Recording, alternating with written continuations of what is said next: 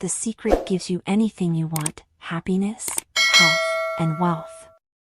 You can have, do, or be anything you want. We can have whatever it is that we choose. I don't care how big it is.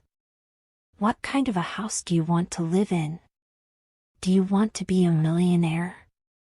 What kind of a business do you want to have? Do you want more success? What do you really want? This is the great secret of life. The leaders in the past who had the secret wanted to keep the power and not share the power. They kept people ignorant of the secret. People went to work, they did their job, they came home. They were on a treadmill with no power, because the secret was kept in the few. Throughout history there have been many who coveted the knoll edge of the secret, and there have been many who found a way of spreading this knowledge to the world. I've seen many miracles take place in people's lives. Financial miracles, miracles of physical healing, mental healing, healing of relationships. All of this happened because of knowing how to apply the secret. You've probably been sitting there wondering, what is the secret? He'll tell you how I've come to understand it. We all work with one infinite power. We all guide ourselves by exactly the same laws.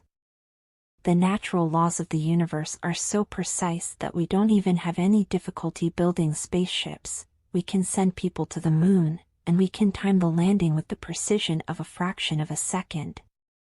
Wherever you are, India, Australia, New Zealand, Stockholm, London, Toronto, Montreal, or New York, we're all working with one power. One law. It's attraction.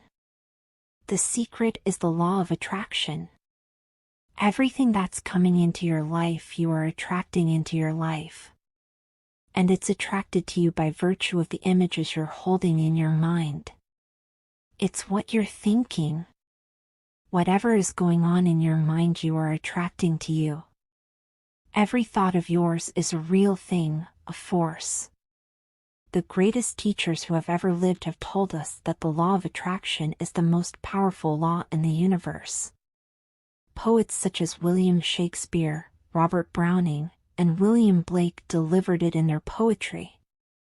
Musicians such as Ludwig van Beethoven expressed it through their music. Artists such as Leonardo da Vinci depicted it in their paintings. Great thinkers including Socrates, Plato, Ralph Waldo Emerson, Pythagoras, Sir Francis Bacon, Sir Isaac Newton, Johann Wolfgang von Goethe, and Victor Hugo shared it in their writings and teachings. Their names have been immortalized, and their legendary existence has survived centuries. Religions, such as Hinduism, Hermetic traditions, Buddhism, Judaism, Christianity, and Islam, and civilizations, such as the ancient Babylonians and Egyptians, delivered it through their writings and stories. Recorded throughout the ages in all its forms, the law can be found in ancient writings through all the centuries. It was recorded in stone in 3000 BC. Even though some coveted this knowledge, and indeed they did, it has always been there for anyone to discover. The law began at the beginning of time. It has always been and will always be. It is the law that determines the complete order in the universe, every moment of your life, and every single thing you experience in your life. It doesn't matter who you are or where you are, the law of attraction is forming your entire life experience, and this all-powerful law is doing that through your thoughts. You are the one who calls the law of attraction into action, and you do it through your thoughts. In 1912, Charles Honnold described the law of attraction as the greatest and the most infallible law upon which the entire system of creation depends. Wise people have always known this. You can go right back to the ancient Babylonians. They've always known this. It's a small select group of people. The ancient Babylonians and their great prosperity have been well documented by scholars. They are also known for creating one of the 7 wonders of the world, the Hanging Gardens of Babylon. Through their understanding and application of the laws of the universe, they became one of the wealthiest races in history. Why do you think that 1% of the population earns around 96% of all the money that's being earned? Do you think that's an accident? It's designed that way. They understand something. They understand the secret, and now you are being introduced to the secret. People who have drawn wealth into their lives use the secret, whether consciously or unconsciously. They think thoughts of abundance and wealth, and they do not allow any contradictory thoughts to take root in their minds. Their predominant thoughts are of wealth. They only know wealth, and nothing else exists in their minds. Whether they are aware of it or not, their predominant thoughts of wealth are what brought wealth to them. It is the law of attraction in action. A perfect example to demonstrate the secret and the law of attraction in action is this. You may know of people who acquired massive wealth, lost it all, and within a short time acquired massive wealth again. What happened in these cases, whether they knew it or not, is that their dominant thoughts were on wealth. That is how they acquired it in the first instance. Then they allowed fearful thoughts of losing the wealth to enter their minds, until those fearful thoughts of loss became their dominant thoughts. They tipped the scales from thinking thoughts of wealth to thinking thoughts of loss, and so they lost it all. Once they had lost it, however, the fear of loss disappeared, and they tipped the scales back with dominant thoughts of wealth.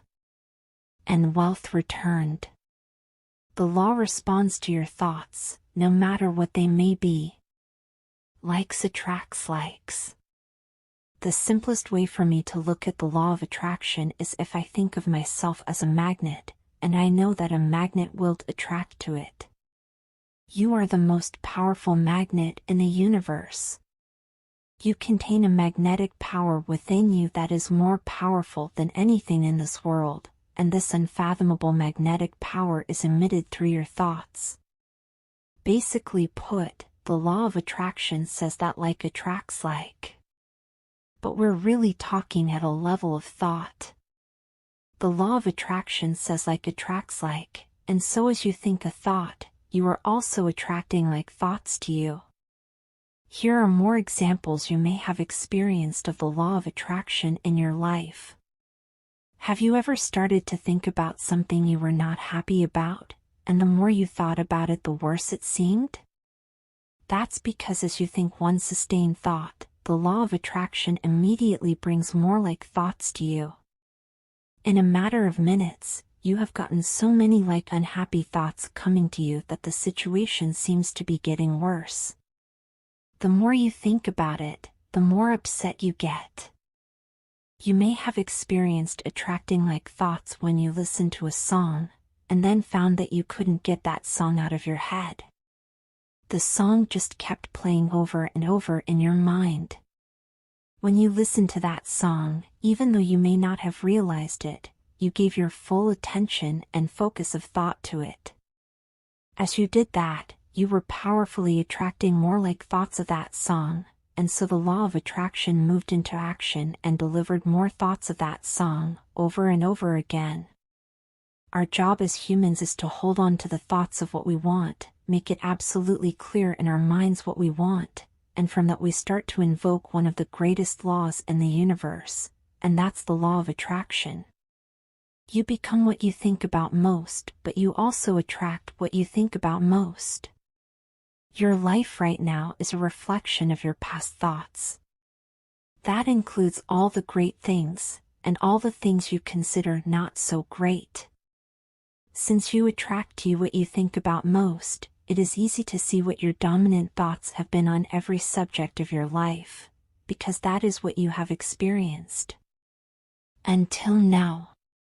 Now you are learning the secret, and with this knowledge, you can change everything. If you see it in your mind, you're going to hold it in your hand. If you can think about what you want in your mind, and make that your dominant thought, you will bring it into your life. And that principle can be summed up in 3 simple words. Thoughts become things. Through this most powerful law, your thoughts become the things in your life. Your thoughts become things. Say this over to yourself and let it seep into your consciousness and your awareness. Your thoughts become things. What most people don't understand is that a thought has a frequency. We can measure a thought. And so if you're thinking that thought over and over and over again, if you're imagining in your mind having that brand new car, having the money that you need, building that company, finding your soulmate. If you're imagining what that looks like, you're emitting that frequency on a consistent basis. Thoughts are sending out that magnetic signal that is drawing the parallel back to you. The predominant thought or the mental attitude is the magnet, and the law is that like attracts like. Consequently, the mental attitude will invariably attract such conditions as correspond to its nature. Thoughts are magnetic, and thoughts have a frequency. As you think, those thoughts are sent out into the universe, and they magnetically attract all like things that are on the same frequency. Everything sent out returns to the source. And that source is you. Think of it this way. We understand that a television station's transmission tower broadcasts via a frequency, which is transformed into pictures on your television. Most of us don't really understand how it works, but we know that each channel has a frequency, and when we tune into that frequency we see the pictures on our television. We choose the frequency by selecting the channel, and we then receive the pictures broadcast on that channel. If we want to see different pictures on our television, we change the channel and tune into a new frequency. You are a human transmission tower, and you are more powerful than any television tower created on Earth. You are the most powerful transmission tower in the universe. Your transmission creates your life and it creates the world. The frequency you transmit reaches beyond cities, beyond countries, beyond the world. It reverberates throughout the entire universe. And you are transmitting that frequency with your thoughts. The pictures you receive from the transmission of your thoughts are not on a television screen in your living room, they are the pictures of your life. Your thoughts create the frequency, they attract like things on that frequency, and then they are broadcast back to you as your life pictures. If you want to change anything in your life, change the channel and change the frequency by changing your thoughts. The vibrations of mental forces are the finest and consequently the most powerful in existence. See yourself living in abundance and you will attract it. It works every time, with every person. As you think of yourself living in abundance, you are powerfully and consciously determining your life through the law of attraction. It's that easy. But then the most obvious question becomes, why isn't everybody living the life of their dreams? Attract the good instead of the bad. Here's the problem. Most people are thinking about what they don't want, and they're wondering why it shows up over and over again. The only reason why people do not have what they want is because they are thinking more about what they don't want than what they do want. Listen to your thoughts, and listen to the words you are saying. The law is absolute and there are no mistakes. An epidemic worse than any plague that humankind has ever seen has been raging for centuries. It is the don't want epidemic. People keep this epidemic alive when they predominantly think, speak, act, and focus on what they don't want. But this is the generation that will change history, because we are receiving the knowledge that can free us of this epidemic. It begins with you, and you can become a pioneer of this new thought movement by simply thinking and speaking about what you want. The law of attraction doesn't care whether you perceive something to be good or bad, or whether you don't want it, or whether you do want it. It's responding to your thoughts. So if you're looking at a mountain of debt, feeling terrible about it, that's the signal you're putting out into the universe. I feel really bad because of all this debt I've got.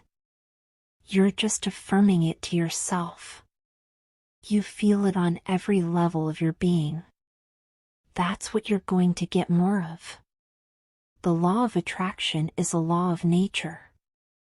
It is impersonal and it does not see good things or bad things.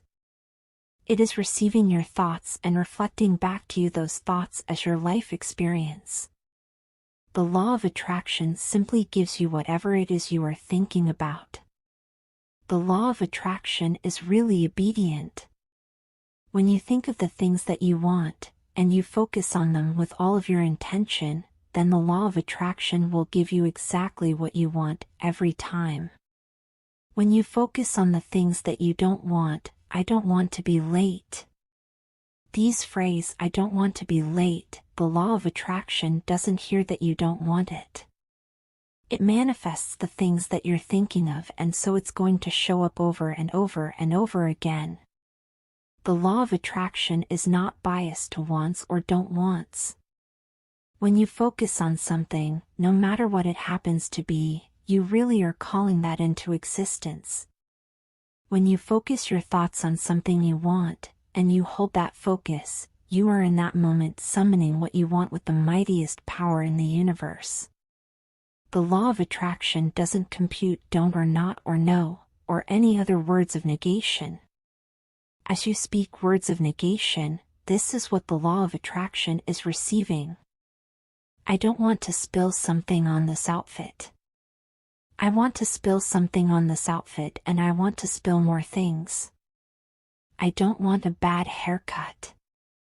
I want bad haircuts. I don't want to be delayed. I want delays. I don't want that person to be rude to me. I want that person and more people to be rude to me. I don't want the restaurant to give away our table. I want restaurants to give away our tables. I don't want these shoes to hurt. I want shoes to hurt. I can't handle all this work. I want more work than I can handle. I don't want to catch the flu. I want the flu and I want to catch more things. I don't want to argue. I want more arguing. Don't speak to me like that. I want you to speak to me like that, and I want other people to speak to me like that. The law of attraction is giving you what you are thinking about, period. The law of attraction is always working, whether you believe it or understand it or not. The law of attraction is the law of creation. Quantum physicists tell us that the entire universe emerged from thought. You create your life through your thoughts and the law of attraction, and every single person does the same. It doesn't just work if you know about it. It has always been working in your life and every other person's life throughout history. When you become aware of this great law, then you become aware of how incredibly powerful you are, to be able to think your life into existence. It's working as much as you're thinking. Anytime your thoughts are flowing, the law of attraction is working. When you're thinking about the past, the law of attraction's working. When you're thinking about the present or the future, the law of attraction is working. It's an ongoing process. You don't press pause, you don't press stop. It is forever in action, as your thoughts are. Whether we realize it or not, we are thinking most of the time. If you are speaking or listening to someone, you are thinking. If you are reading the newspaper or watching television, you are thinking.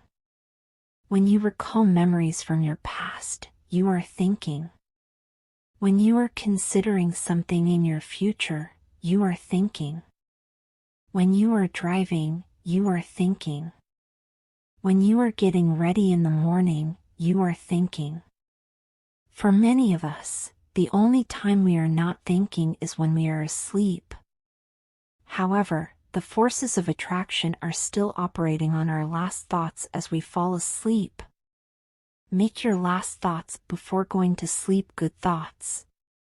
Creation is always happening. Every time an individual has a thought, or a prolonged chronic way of thinking, they're in the creation process. Something is going to manifest out of those thoughts. What you are thinking now is creating your future life. You create your life with your thoughts. Because you are always thinking, you are always creating.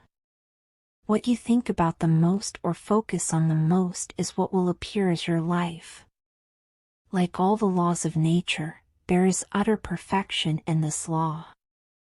You create your life. Whatever you sow, you reap.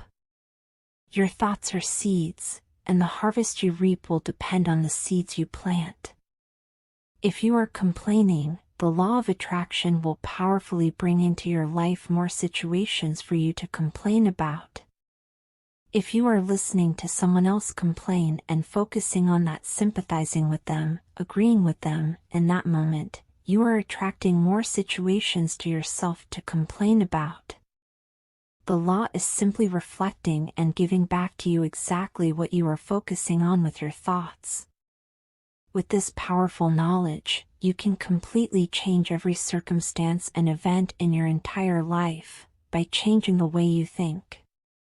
I had a student named Robert, who was taking an online course I have, part of which entails email access to me.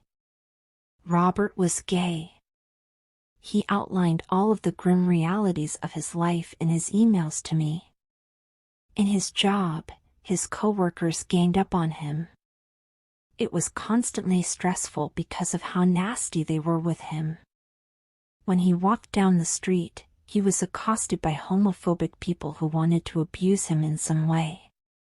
He wanted to become a stand-up comedian, and when he did his stand-up comedy job, everybody heckled him about being gay. His whole life was one of unhappiness and misery, and it all focused around being attacked because he was gay. I began to teach him that he was focusing on what he did not want. I directed him back to his email that he sent me and said, "Read it again. Look at all the things you do not want that you're telling me about. I can tell you're very passionate about this, and when you focus on something with a lot of passion, it makes it happen even faster." Then he started taking this thing about focusing on what you want to heart, and he began really trying it. What happened within the next 6 to 8 weeks was an absolute miracle. All the people in his office who had been harassing him either transferred to another department, quit working at the company, or started completely leaving him alone. He began to love his job. When he walked down the street, nobody harassed him anymore. They just weren't there. When he did his stand-up comedy routines, he started getting standing ovations, and nobody was heckling him. His whole life changed because he changed from focusing on what he did not want, what he was afraid of, what he wanted to avoid, to focusing on what he did want. Robert's life changed because he changed his thoughts. He emitted a different frequency out into the universe. The universe must deliver the pictures of the new frequency no matter how impossible the situation might seem. Robert's new thoughts became his new frequency, and the pictures of his entire life changed. Your life is in your hands. No matter where you are now, no matter what has happened in your life, you can begin to consciously choose your thoughts, and you can change your life. There is no such thing as a hopeless situation. Every single circumstance of your life can change. The power of your mind. You attract to you the predominant thoughts that you're holding in your awareness, whether those thoughts are conscious or unconscious. That's the rub. Whether you have been aware of your thoughts in the past or not, now you are becoming aware. Right now, with the knowledge of the secret, you are waking up from a deep sleep and becoming aware. Aware of the knowledge, aware of the law, aware of the power you have through your thoughts. If you look very carefully when it comes to the secret, and the power of our mind and the power of our intention in our daily lives, it's all around us. All we have to do is open our eyes and look. You can see the law of attraction everywhere. You draw everything to yourself. The people, the job, the circumstances, the health, the wealth, the debt, the joy, the car that you drive, the community that you're in. And you've drawn them all to you, like a magnet. What you think about you bring about your whole life is a manifestation of the thoughts that go on in your head. This is a universe of inclusion, not exclusion. Nothing is excluded from the law of attraction. Your life is a mirror of the dominant thoughts you think. All living things on this planet operate through the law of attraction. The difference with humans is that they have a mind that can discern. They can use their free will to choose their thoughts. They have the power to intentionally think and create their entire life with their mind. I'm not talking to you from the point of view of wishful thinking or imaginary craziness. I'm talking to you from a deeper, basic understanding. Quantum physics really begins to point to this discovery. It says that you can't have a universe without mind entering into it, and that the mind is actually shaping the very thing that is being perceived. If you think about the analogy of being the most powerful transmission tower in the universe, you will see the perfect correlation with Dr. Wolf's words. Your mind thinks thoughts and the pictures are broadcast back as your life experience. You not only create your life with your thoughts, but your thoughts add powerfully to the creation of the world. If you thought that you were insignificant and had no power in this world, think again. Your mind is actually shaping the world around you. The amazing work and discoveries of the quantum physicists over the last 80 years has brought us to a greater understanding of the unfathomable power of the human mind to create. Their work parallels the words of the world's great minds, including Carnegie, Emerson, Shakespeare, Bacon, Krishnamurti, and Buddha. If you don't understand the law, that doesn't mean you should reject it. You may not understand electricity, and yet you enjoy the benefits of it. I don't know how it works. But I do know this: you can cook a man's dinner with electricity, and you can also cook the man. Oftentimes when people begin to understand the great secret, they become frightened of all the negative thoughts that they have. They need to be aware that it has been scientifically proven that an affirmative thought is hundreds of times more powerful than a negative thought. That eliminates a degree of worry right there. It really does take many negative thoughts and persistent negative thinking to bring something negative into your life.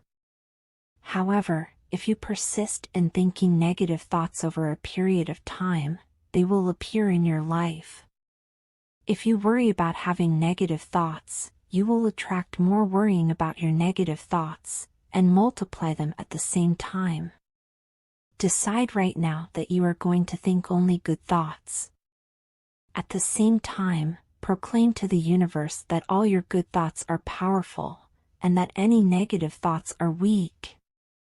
Thank God that there's a time delay, that all of your thoughts don't come true instantly. We'd be in trouble if they did.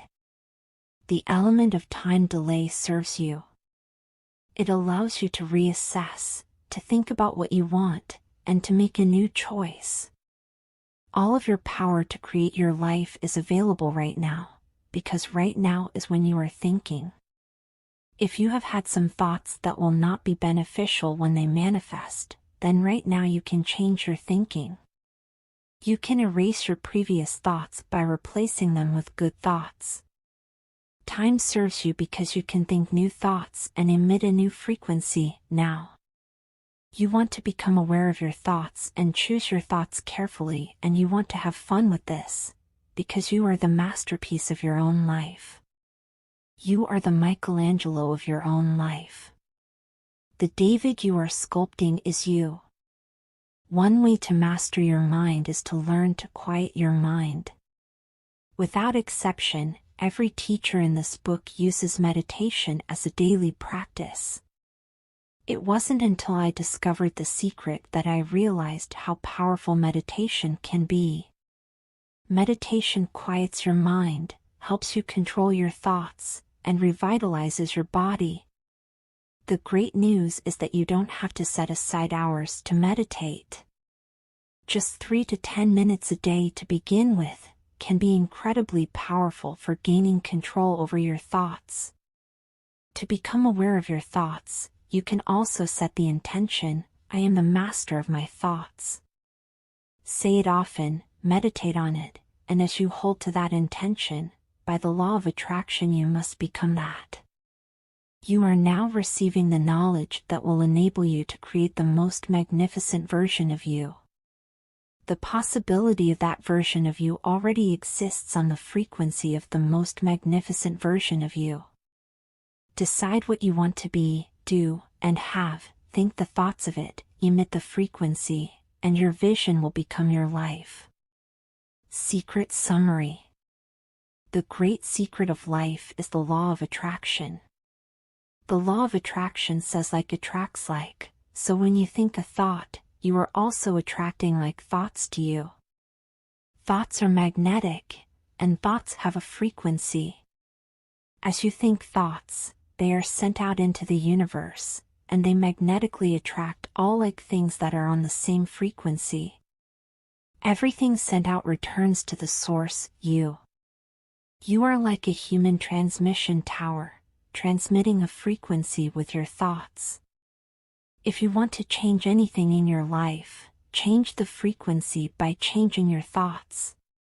Your current thoughts are creating your future life. What you think about the most or focus on the most will appear as your life. Your thoughts become things. The secret made simple. We live in a universe in which there are laws, just as there is a law of gravity. If you fail off a building, it doesn't matter if you're a good person or a bad person, you're going to hit the ground. The law of attraction is a law of nature. It is as impartial and impersonal as the law of gravity is. It is precise, it is exact. Everything that surrounds you right now in your life, including the things you're complaining about, you've attracted. Now I know at first blush that's going to be something that you hate to hear. You're going to immediately say, I didn't attract the car accident. I didn't attract this particular client who gives me a hard time. I didn't particularly attract the debt. And I'm here to be a little bit in your face and to say, yes, you did attract it. This is one of the hardest concepts to get, but once you've accepted it, it's life transforming. Often when people first hear this part of the secret, they recall events in history where masses of lives were lost, and they find it incomprehensible that so many people could have attracted themselves to the event. By the law of attraction, they had to be on the same frequency as the event. It doesn't necessarily mean they thought of that exact event, but the frequency of their thoughts matched the frequency of the event. If people believe they can be in the wrong place at the wrong time, and they have no control over outside circumstances, those thoughts of fear, separation, and powerlessness, if persistent, can attract them to being in the wrong place at the wrong time. You have a choice right now. Do you want to believe that it's just the luck of the draw and bad things can happen to you at any time? Do you want to believe that you can be in the wrong place at the wrong time? That you have no control over circumstances? Or do you want to believe and know that your life experience is in your hands and that only all good can come into your life because that is the way you think? You have a choice, and whatever you choose to think will become your life experience. Nothing can come into your experience unless you summon it through persistent thoughts. Most of us attract by default. We just think that we don't have any control over it. Our thoughts and feelings are on autopilot, and so everything is brought to us by default. No one would ever deliberately attract anything unwanted. Without the knowledge of the secret, it is easy to see how some unwanted things may have occurred in your life or other people's lives. It simply came from a lack of awareness of the great creative power of our thoughts. Now, if this is your first time to hear this, it may feel like, oh, I have to monitor my thoughts? This is going to be a lot of work. It will seem like that at first, but that's where the fun begins. The fun is that there are many shortcuts to the secret, and you get to choose the shortcuts that work best for you. Read on, and you'll see how. It's impossible to monitor every thought we have. Researchers tell us that we have about 60,000 thoughts a day. Can you imagine how exhausted you'd feel trying to control all 60,000 of those thoughts? Fortunately, there's an easier way, and it's our feelings.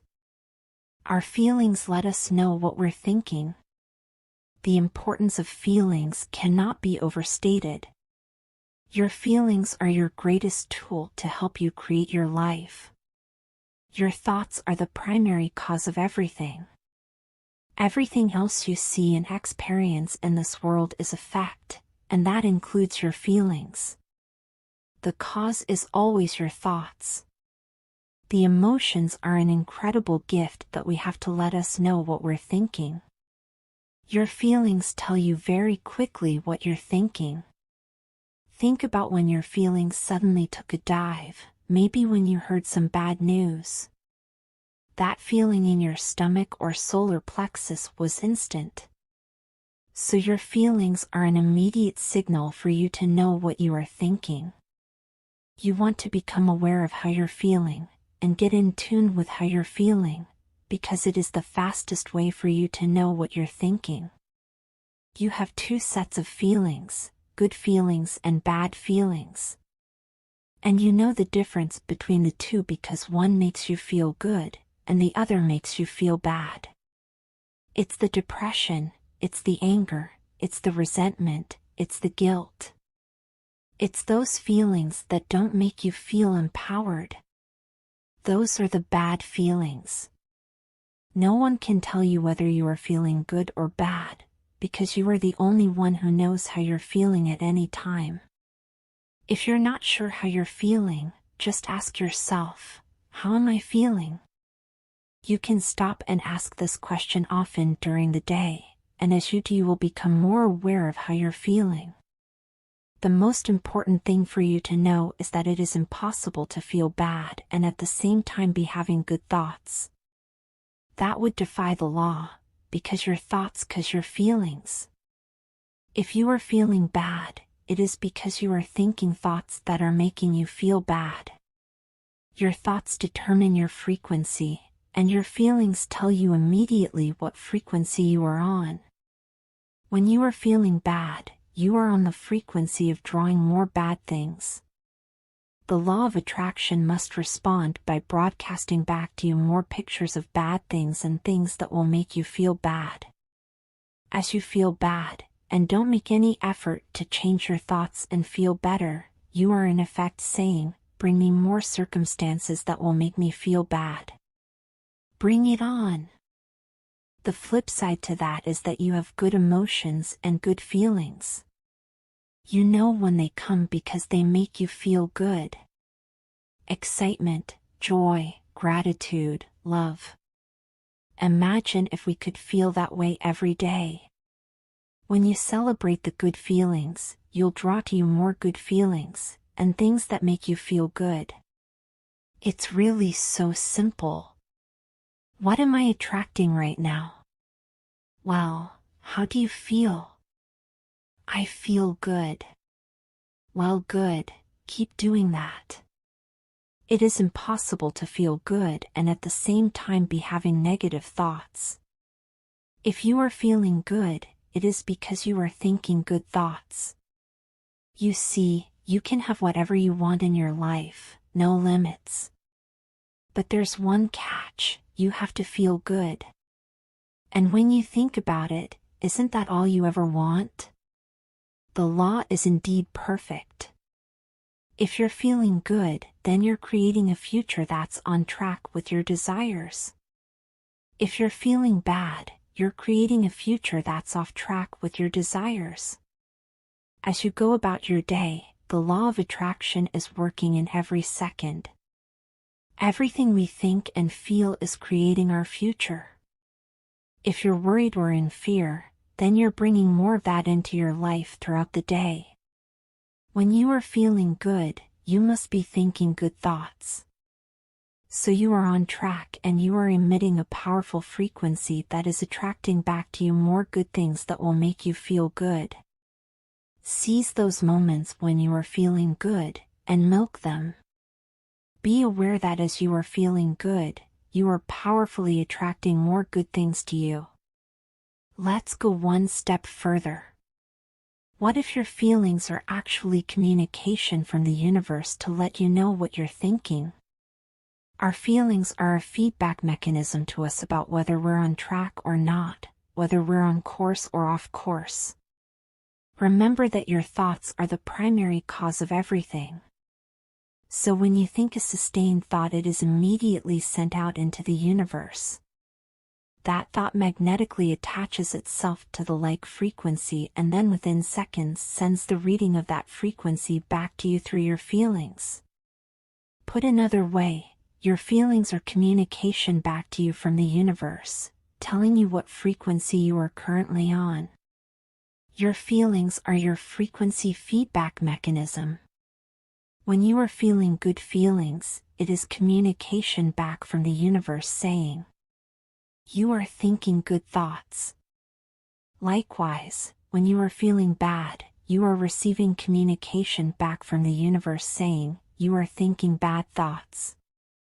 So when you are feeling bad, it is communication from the universe, and in effect it is saying, warning. Change thinking now. Negative frequency recording. Change frequency. Counting down to manifestation. Warning. The next time you are feeling bad or feeling any negative emotion, listen to the signal you are receiving from the universe. In that moment you are blocking your own good from coming to you because you are on a negative frequency. Change your thoughts and think about something good, and when the good feelings start to come, you will know it was because you shifted yourself onto a new frequency, and the universe has confirmed it with better feelings. You are getting exactly what you're feeling about, not so much what you're thinking about. That's why people tend to spiral if they stub their toe getting out of bed. Their whole day goes like that. They have no clue that a simple shifting of their emotions can change their entire day and life. If you start out having a good day and you're in that particular happy feeling, as long as you don't allow something to change your mood, you're going to continue to attract, by the law of attraction, more situations and people that sustain that happy feeling. We all have experienced those days or times when one thing after another goes wrong. The chain reaction began with one thought, whether you were aware of it or not. The one bad thought attracted more bad thoughts, the frequency locked in, and eventually something went wrong. Then as you reacted to that one thing wrong, you attracted more things going wrong. Reactions just attract more of the same, and the chain reaction must keep occurring until you move yourself off that frequency by intentionally changing your thoughts. You can shift your thoughts to what you want, receive confirmation through your feelings that you changed your frequency, and the law of attraction will grab hold of that new frequency and send it back to you as the new pictures of your life. Now here is where you can harness your feelings and use them to turbocharge what you want in your life. You can purposefully use your feelings to transmit an even more powerful frequency by adding feeling to what you are wanting. Love, the greatest emotion. The principle of feeling good applies to your family, pets, for instance. Animals are wonderful because they put you in a great emotional state. When you feel love for your pet, that great state of love will bring goodness into your life. And what a gift that is! It is the combination of thought and love which forms the irresistible force of the law of attraction. There is no greater power in the universe than the power of love. The feeling of love is the highest frequency you can emit. If you could wrap every thought in love, if you could love everything and everyone, your life would be transformed. In fact, some of the great thinkers of the past referred to the law of attraction as the law of love. And if you think about it, you will understand why. If you think unkind thoughts about someone else, you will experience those unkind thoughts manifested. You cannot harm another with your thoughts, you only harm you. If you think thoughts of love, guess who receives the benefits? You. So if your predominant state is love, the law of attraction or the law of love responds with the mightiest force because you are on the highest frequency possible. The greater the love you feel and emit, the greater the power you are harnessing. The principle which gives the thought the dynamic power to correlate with its object, and therefore to master every adverse human experience, is the law of attraction, which is another name for love. This is an eternal and fundamental principle inherent in all things, in every system of philosophy, in every religion and in every science. There is no getting away from the law of love. It is feeling that imparts vitality to thought. Feeling is desire and desire is love. Thought impregnated with love becomes invincible. Once you begin to understand and truly master your thoughts and feelings, that's when you see how you create your own reality. That's where your freedom is, that's where all your power is. Marcy Shimoff shared a wonderful quote from the great Albert Einstein: "The most important question any human being can ask themselves is this a friendly universe?" Knowing the law of attraction, the only answer to give is, yes, the universe is friendly. Why?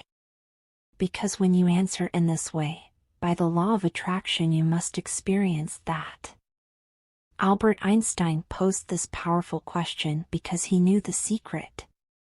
He knew by asking the question it would force us to think and make a choice. He gave us a great opportunity, just by posing the question. To take Einstein's intention even further, you can affirm and proclaim: this is a magnificent universe. The universe is bringing all good things to me. The universe is conspiring for me in all things. The universe is supporting me in everything I do. The universe meets all my needs immediately. Know that this is a friendly universe. Since I learned the secret and started applying it to my life has truly become magical. I think the kind of life that everybody dreams of is one I live on a day-to-day basis. I live in a $4.5 million mansion. I have a wife to die for. I get to vacation in all the fabulous spots of the world. I've climbed mountains. I've explored. I've been on safaris. And all of this happened, and continues to happen, because of knowing how to apply the secret. Life can be absolutely phenomenal, and it should be, and it will be, when you start using the secret. This is your life, and it's been waiting for you to discover it. Up until now you may have been thinking that life is hard and a struggle, and so by the law of attraction you will have experienced life as hard and a struggle. Begin right now to shout to the universe: life is so easy.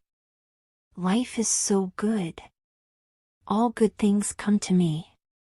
There is a truth deep down inside of you that has been waiting for you to discover it, and that truth is this: you deserve all good things life has to offer. You know that inherently, because you feel awful when you are experiencing the lack of good things. All good things are your birthright. You are the creator of you, and the law of attraction is your magnificent tool to create whatever you want in your life. Welcome to the magic of life, and the magnificence of you.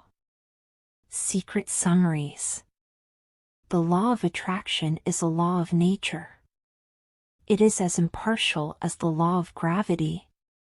Nothing can come into your experience unless you summon it through persistent thoughts. To know what you're thinking, ask yourself how you are feeling. Emotions are valuable tools that instantly tell us what we are thinking.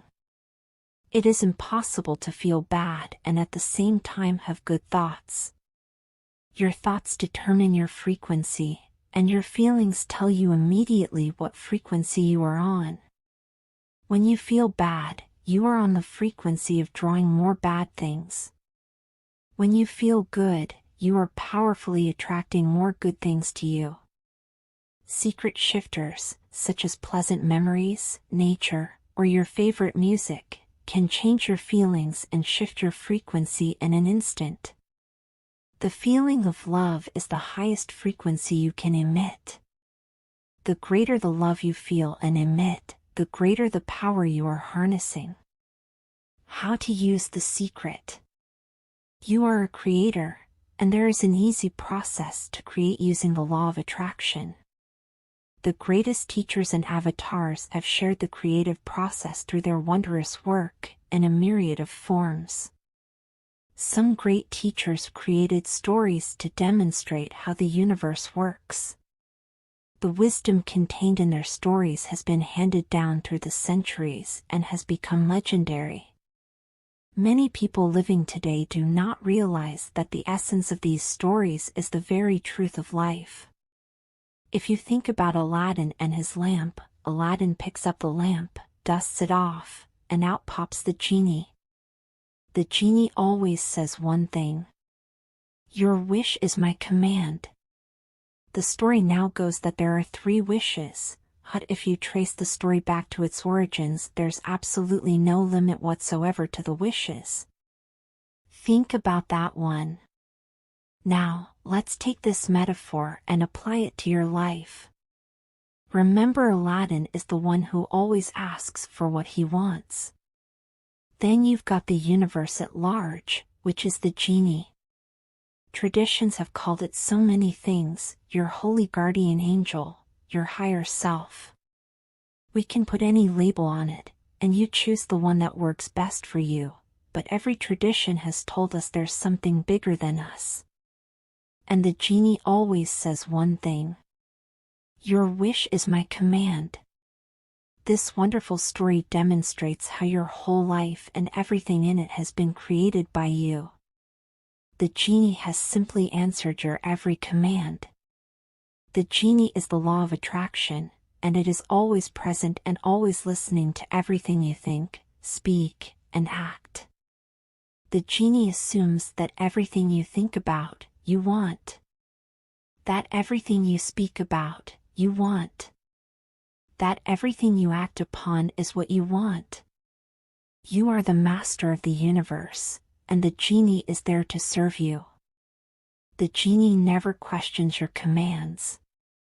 You think it, and the genie immediately begins to leverage the universe, through people, circumstances, and events, to fulfill your wish. The creative process. The first step is to ask. Make a command to the universe. Let the universe know what you want. The universe responds to your thoughts. What do you really want? Sit down and write it out on a piece of paper. Write it in the present tense. You might begin by writing, "I am so happy and grateful now that." And then explain how you want your life to be, in every area. You get to choose what you want, but you must get clear about what you want.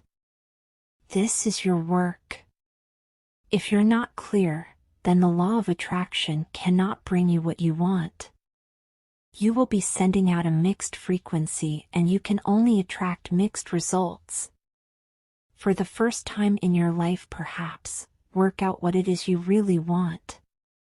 Now that you know you can have, be, or do anything, and there are no limits, what do you want? Asking is the first step in the creative process, so make it a habit to ask. If you have to make a choice and you don't know which way to go, ask. You should never be stumped on anything in your life. Just ask. This is really fun. It's like having the universe as your catalog. You flip through it and say, I'd like to have this experience, and I'd like to have that product, and I'd like to have a person like that. It is you placing your order with the universe. It's really that easy. You do not have to ask over and over again. Just ask once. It is exactly like placing an order from a catalog. You only ever order something once. You don't place an order and then doubt the order has been received and so place the order again, and then again, and then again. You order once. It is the same with the creative process. Step 1 is simply your step to get clear about what you want. As you get clear in your mind, you have asked. Step 2 is believe. Believe that it's already yours. Have what I love to call unwavering faith. Believing in the unseen. You must believe that you have received. You must know that what you want is yours the moment you ask. You must have complete and utter faith. If you had placed an order from a catalog, you would relax and know you are going to receive what you ordered, and get on with your life. See the things that you want as already yours. Know that they will come to you at need. Then let them come. Don't fret and worry about them. Don't think about your lack of them. Think of them as yours, as belonging to you, as already in your possession. In the moment you ask, and believe and know you already have it in the unseen, the entire universe shifts to bring it into the seen. You must act, speak, and think as though you are receiving it now. Why? The universe is a mirror, and the law of attraction is mirroring back to you your dominant thoughts. So doesn't it make sense that you have to see yourself as receiving it? If your thoughts contain noticing you do not have it yet, you will continue to attract not having it yet. You must believe you have it already. You must believe you have received it. You have to emit the feeling frequency of having received it, to bring those pictures back as your life. When you do that, the law of attraction will powerfully move all circumstances, people, and events, for you to receive. When you book a vacation, order a brand new car, or buy a house, you know those things are yours. You wouldn't go and book another vacation for the same time, or purchase another car or house. If you won a lottery or received a large inheritance, even before you physically had the money, you know it is yours. That is the feeling of believing it is yours. That is the feeling of believing you have it already. That is the feeling of believing you have received. Claim the things you want by feeling and believing they are yours. When you do that, the law of attraction will powerfully move all circumstances, people, and events for you to receive. How do you get yourself to a point of believing? Start make-believing. Be like a child, and make believe. Act as if you have it already. As you make believe, you will begin to believe you have received. The genie is responding to your predominant thoughts all the time, not just in the moment you ask. That's why after you've asked, you must continue to believe and know. Have faith. Your belief that you have it, that undying faith, is your greatest power. When you believe you are receiving, get ready, and watch the magic begin. You can have what you want, if you know how to form the mold for it in your own thoughts. There is no dream that may not come true, if you but learn to use the creative force working through you. The methods that work for one will work for all. The key to power lies in using what you have. Freely, fully. And thus opening wider channels for more creative force to flow through you. The universe will start to rearrange itself to make it happen for you. Most of us have never allowed ourselves to want what we truly want, because toe can't see how it's going to manifest. If you do just a little research, it is going to become evident to you that anyone that ever accomplished anything did not know how they were going to do it. They only knew they were going to do it. You don't need to know how it's going to come about. You don't need to know how the universe will rearrange itself. How it will happen, how the universe will bring it to you, is not your concern or job. Allow the universe to do it for you. When you are trying to work out how it will happen, you are emitting a frequency that contains a lack of faith, that you don't believe you have it already. You think you have to do it, and you do not believe the universe will do it for you. The how is not your part in the creative process. You don't know how, it will be shown to you. You will attract the way. Most of the time, when we don't see the things that we've requested, we get frustrated. We get disappointed. And we begin to become doubtful. The doubt brings about a feeling of disappointment. Take that doubt and shift it. Recognize that feeling and replace it with a feeling of unwavering faith. I know that it's on its way. Step 3, and the final step in the process, is to receive. Begin to feel wonderful about it. Feel the way you will feel once it arrives. Feel it now. And in this process it's important to feel good, to be happy, because when you're feeling good you're putting yourself in the frequency of what you want. This is a feeling universe. If you just intellectually believe something, but you have no corresponding feeling underneath that, you don't necessarily have enough power to manifest what you want in your life. You have to feel it. Ask once, believe you have received, and all you have to do to receive is feel good.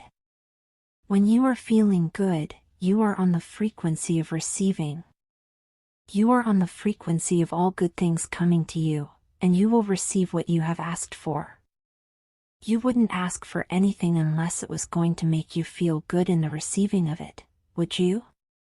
So get yourself on the feel-good frequency, and you will receive. A fast way to get yourself on that frequency is to say, I am receive ing now. I am receiving all the good in my life, now. I am receiving, fill in your desire, now. And feel it. Feel it as though you have received. A dear friend of mine, Marcy, is one of the greatest manifestors I have seen, and she feels everything. She feels what it would feel like to have what she is asking for. She feels everything into existence. She doesn't get caught up in how, when, or where, she just feels it and it then manifests. So feel good now. When you turn that fantasy into a fact, you're in the position to build bigger and bigger fantasies. And that, my friend, is the creative process.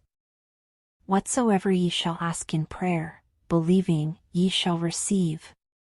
What things soever ye desire, when ye pray, believe that ye receive them, and ye shall have them. The law of attraction, the study and practice of the law of attraction, is just figuring out what will help you generate the feelings of having it now. Go test drive that car. Go shop for that home. Get in the house. Do whatever you have to do to generate the feelings of having it now, and remember them. Whatever you can do to achieve that will help you to literally attract it. When you feel as though you have it now, and the feeling is so real that it is like you have it already, you are believing that you have received / and you will receive. It could be you wake up and it's just there. It's manifested. Or, you might get some inspired idea of some action to take. You certainly shouldn't be saying, well, I could do it this way, but man, I would hate that. You're not on the right track if that's the case. Action will sometimes be required, but if you're really doing it in line with what the universe is trying to bring to you, it's going to feel joyous. You're going to feel so alive. Time will just stop. You could do it all day.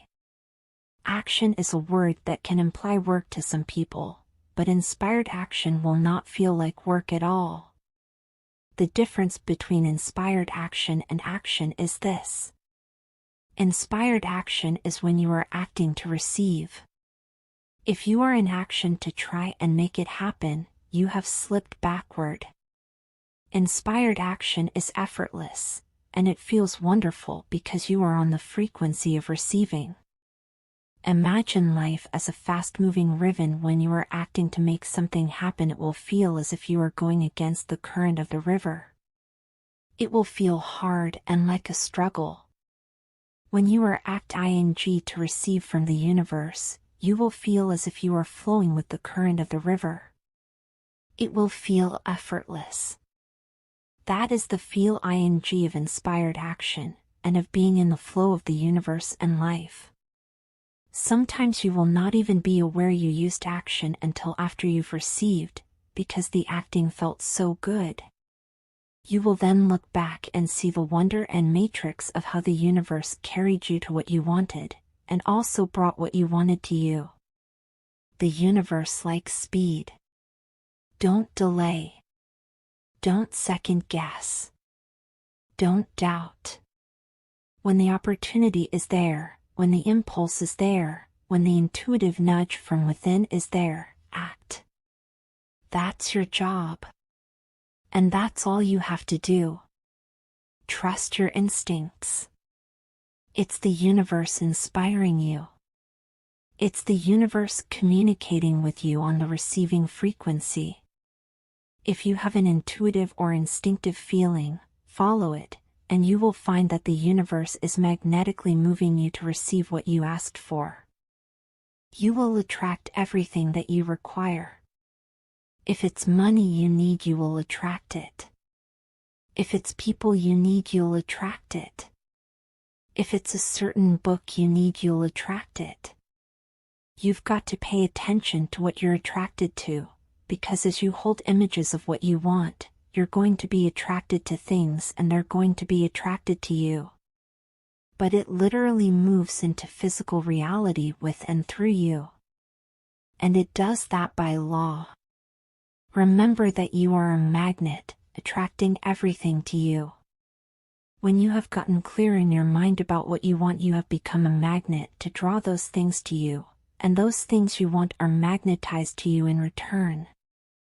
The more you practice and begin to see the law of attraction bringing things to you, the greater the magnet you will become, because you will add the power of faith, belief, and knowing. You can start with nothing, and out of nothing and out of no way, a way will be made. All you require is you, and your ability to think things into being.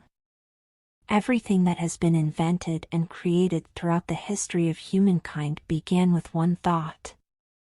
From that one thought a way was made, and it manifested from the invisible into the visible.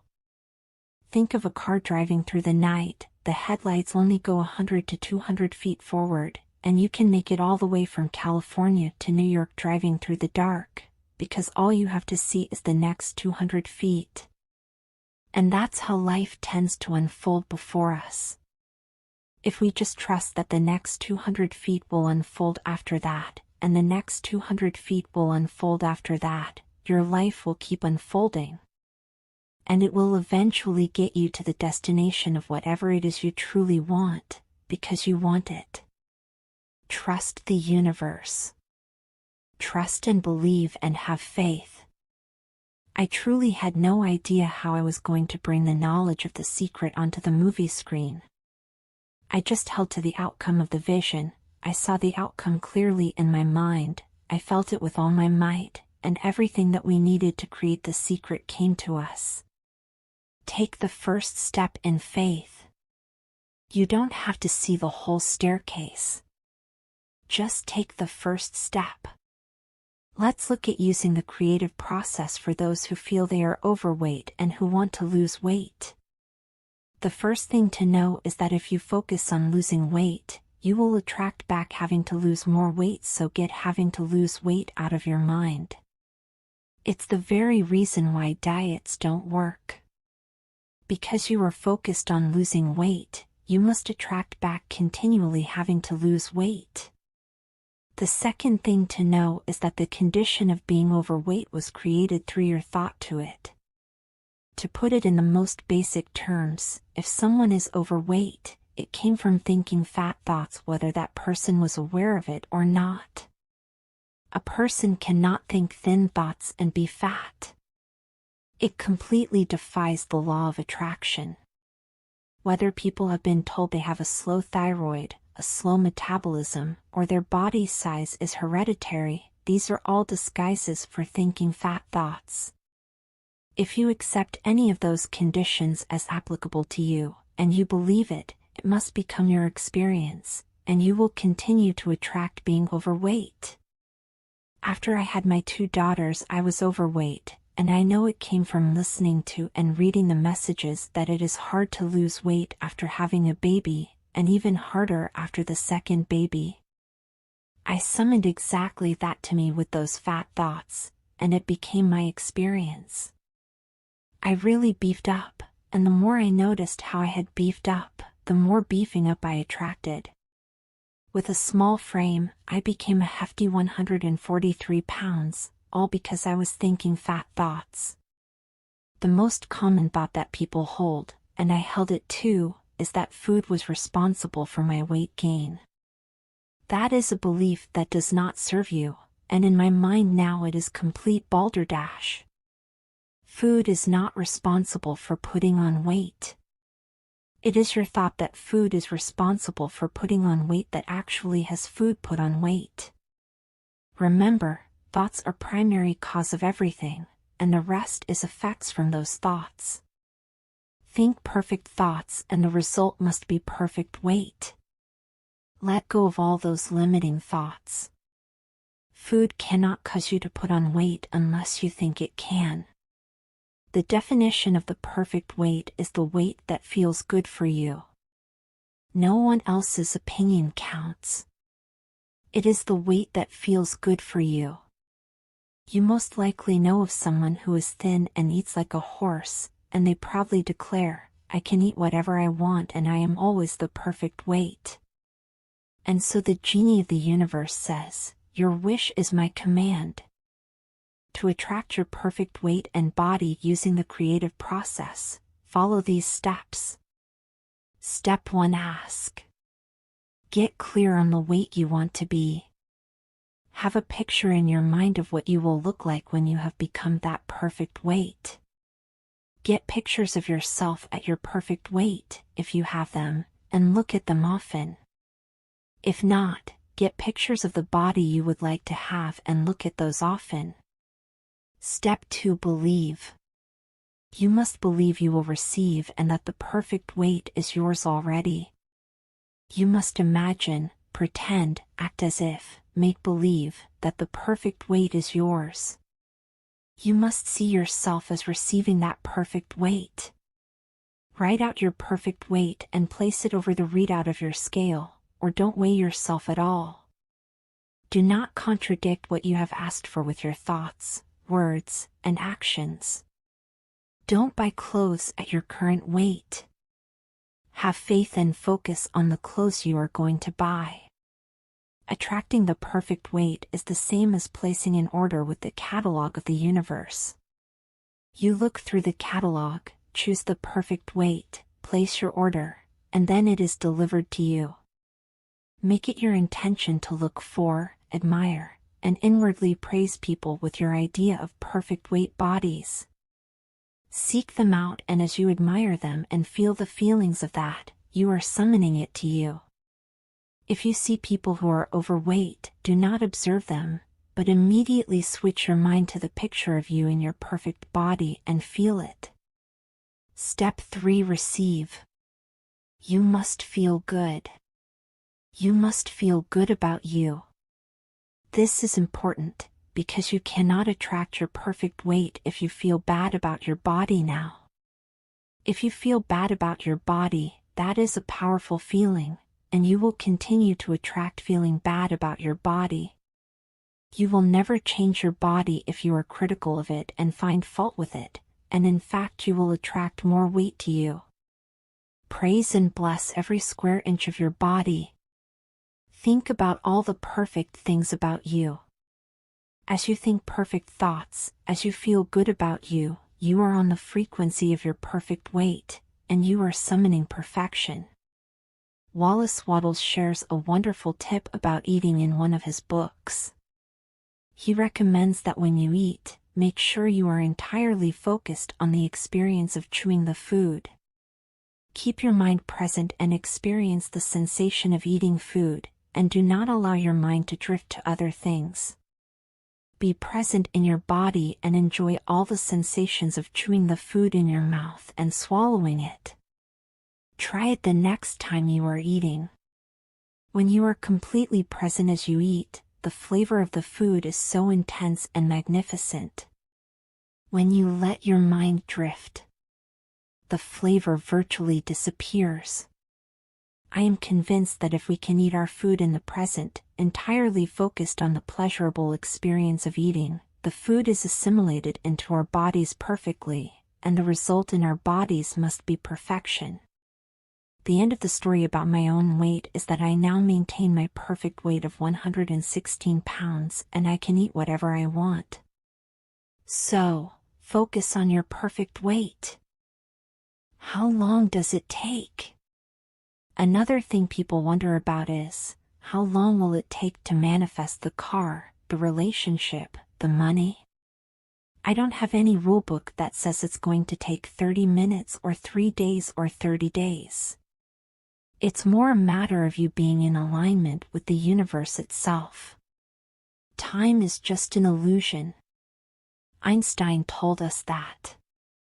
If this is the first time you have heard it, you may find it a hard concept to get your head around, because you see everything happening, one thing after the other. What quantum physicists and Einstein tell us is that everything is happening simultaneously. If you can understand that there is no time, and accept that concept, then you will see that whatever you want in the future already exists. If everything is happening at the one time, then the parallel version of you with what you want already exists. It takes no time for the universe to manifest what you want. Any time delay you experience is due to your delay in getting to the place of believing, knowing, and feeling that you already have it. It is you getting yourself on the frequency of what you want. When you are on that frequency, then what you want will appear. Size is nothing to the universe. It is no more difficult to attract, on a scientific level, something that we consider huge to something that we consider infinitesimally small. The universe does everything with zero effort. The grass doesn't strain to grow. It's effortless. It's just this great design. It's all about what's going on in your mind. It's about what we put in place, saying, this is big, it's going to take some time. And, this is small. I'll give it an hour. Those are our rules that we define. There are no rules according to the universe. You provide the feelings of having it now, it will respond, whatever it is. There is no time for the universe and there is no size for the universe. It is as easy to manifest $1 as it is to manifest $1 million. It is the same process, and the only reason why one may come faster and the other may take longer is because you thought that $1 million was a lot of money and that $1 was not very much. Some people have an easier time with little things, and so we sometimes say start with something small, like a cup of coffee. Make it your intention to attract a cup of coffee today. Hold an image of talking to an old friend that you haven't seen for a long time. Somehow or another somebody's going to start talking to you about that person. That person's going to phone you or you'll get a letter from her. Starting with something small is an easy way to experience the law of attraction with your own eyes. Let me share a story with you of a young man who did exactly that. He watched The Secret and he decided to start with something small. He created a picture of a feather in his mind and he made sure this feather was unique. He created particular markings on the feather so he would know without any doubt that if he saw this feather, it had come to him through his intentional use of the law of attraction. 2 days later, he was about to walk into a high-rise building on a street in New York City. He said he did not know why, but he just happened to look down. There at his feet, at the entrance to a high-rise building in New York City, was the feather. Not just any feather, but the exact feather he had imagined. It was identical to the picture he had created in his mind, with all of its unique markings. In that moment he knew, without a shred of doubt, that this was the law of attraction working in all its glory. He realized his amazing ability and power to attract something to himself through the power of his mind. With total faith, he has now moved on to creating much bigger things. People are amazed at how I line up parking spaces. I've done this right from when I first understood The Secret. I would visualize a parking space exactly where I wanted it, and 95% of the time it would be there for me and I would just pull straight in. 5% of the time I'd have to wait just a minute or two, and the person would pull out and I'd pull in. I do that all the time. Now you might understand why a person who says, "I always get parking spaces," gets them. Or why a person who says, "I am really lucky, I win things all the time," wins one thing after another, all the time. These people expect it. Begin to expect great things, and as you do, you will create your life in advance. Create your day in advance.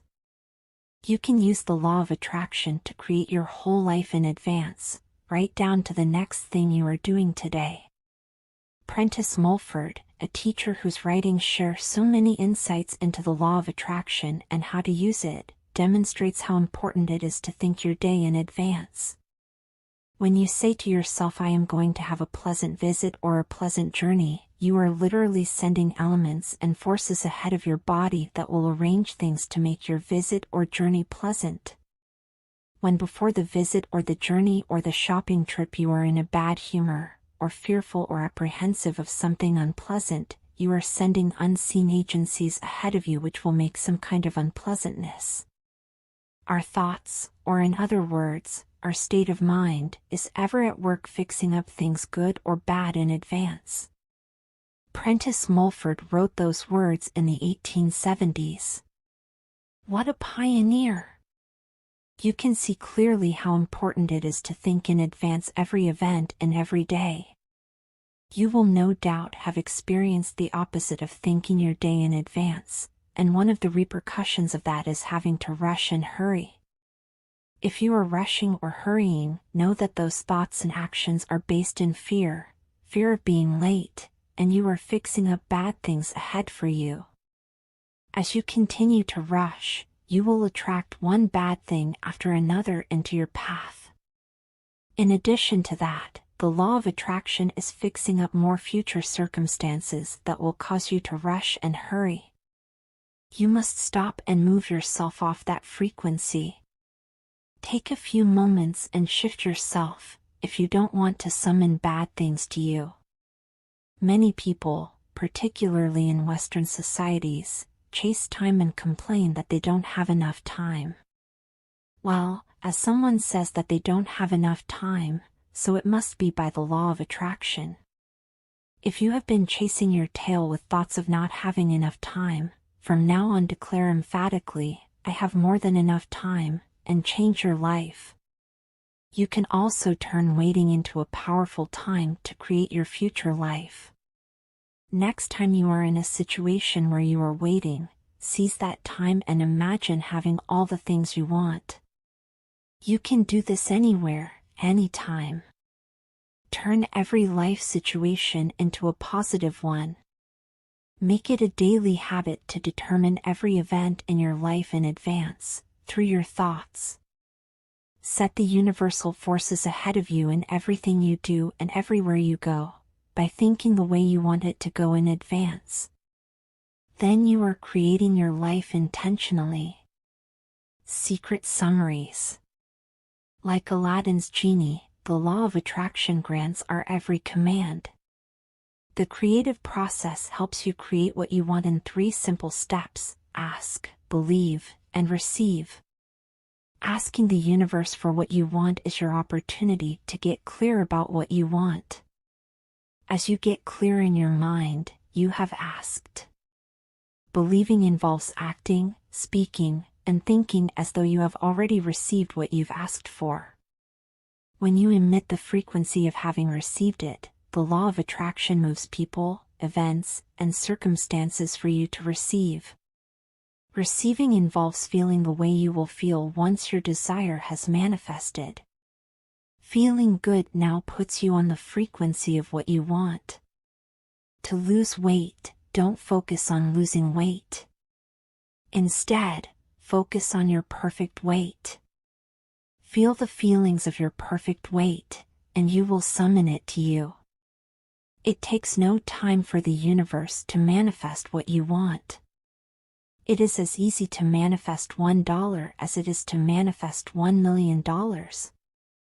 Starting with something small, like a cup of coffee or parking spaces, is an easy way to experience the law of attraction in action. Powerfully intend to attract something small. As you experience the power you have to attract, you will move on to creating much bigger things. Create your day in advance by thinking the way you want it to go, and you will create your life intentionally. Powerful process. A lot of people feel stuck or imprisoned or confined by their current circumstances. Whatever your circumstances right now, that is only your current reality, and current reality will begin to change as a result of beginning to use the secret. Your current reality or your current life is a result of the thoughts you have been thinking. All of that will totally change as you begin to change your thoughts and your feelings. That a man can change himself and master his own destiny is the conclusion of every mind who is wide awake to the power of right thought. When you want to change your circumstances, you must first change your thinking. Every time you look inside your mail expecting to see a bill, guess what? It'll be there. Each day you go out dreading the bill. You're never expecting anything great. You're thinking debt, you're expecting debt. So debt must show up so you won't think you're crazy. And every day you confirm your thought, is debt going to be there? Yes, debt's there. Is debt going to be there? Yes, debt's there. Is debt going to be there? Yes, debt's there. Why? Because you expected debt to be there. So it showed up, because the law of attraction is always being obedient to your thoughts. Do yourself a favor, expect a check. Most people look at their current state of affairs and they say, "This is who I am." That's not who you are. That's who you were. Let's say for instance that you don't have enough money in your bank account, or you don't have the relationship that you want, or your health and fitness aren't up to par. That's not who you are. That's the residual outcome of your past thoughts and actions. So we're constantly living in this residual, if you will, of the thoughts and actions we've taken in the past. When you look at your current state of affairs and define yourself by that, then you doom yourself to have nothing more than the same in future. All that we are is a result of what we have thought. I would like to share a process with you that came from the great teacher Neville Goddard in a lecture he delivered in 1954, entitled The Pruning Shears of Revision. This process has had a profound effect on my life. Neville recommends at the end of every day, before you go to sleep, to think through the events of the day. If any events or moments did not go the way you wanted, replay them in your mind in a way that thrills you. As you recreate those events in your mind exactly as you want, you are cleaning up your frequency from the day and you are emitting a new signal and frequency for tomorrow. You have intentionally created new pictures for your future. It is never too late to change the pictures. The powerful process of gratitude. What can you do right now to begin to turn your life around? The very first thing is to start making a list of things to be grateful for. This shifts your energy and starts to shift your thinking. Whereas before this exercise you might be focusing on what you don't have, your complaints, and your problems, you go in a different direction when you do this exercise.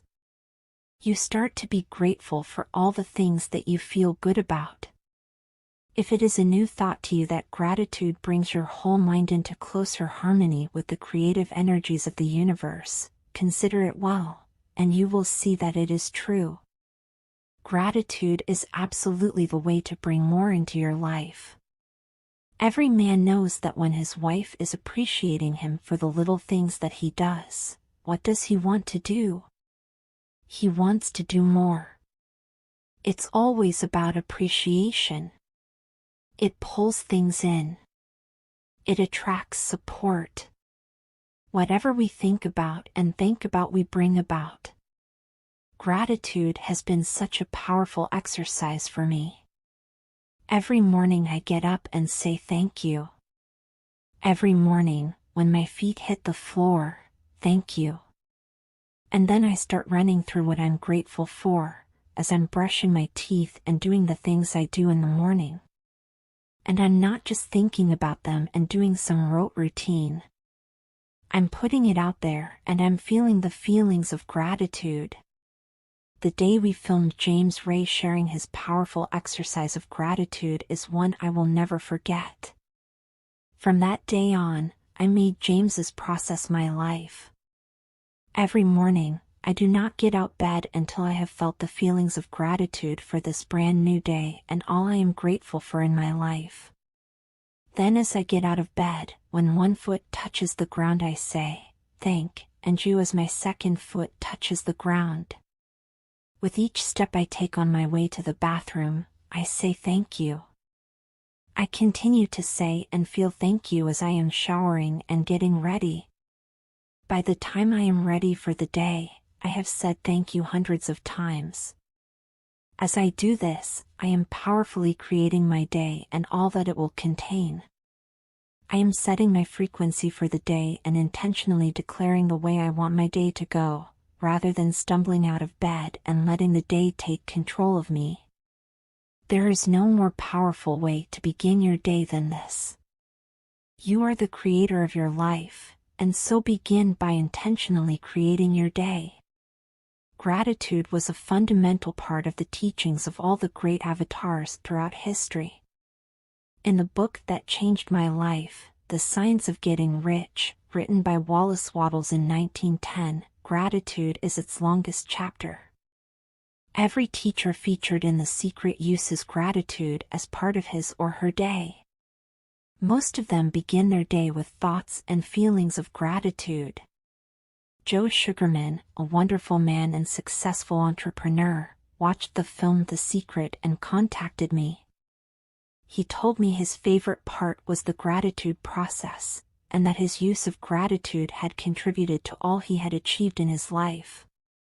With all the success Joe has attracted to himself, he continues to use gratitude every day, even for the smallest things. When he gets a parking space, he always says and feels, "Thank you."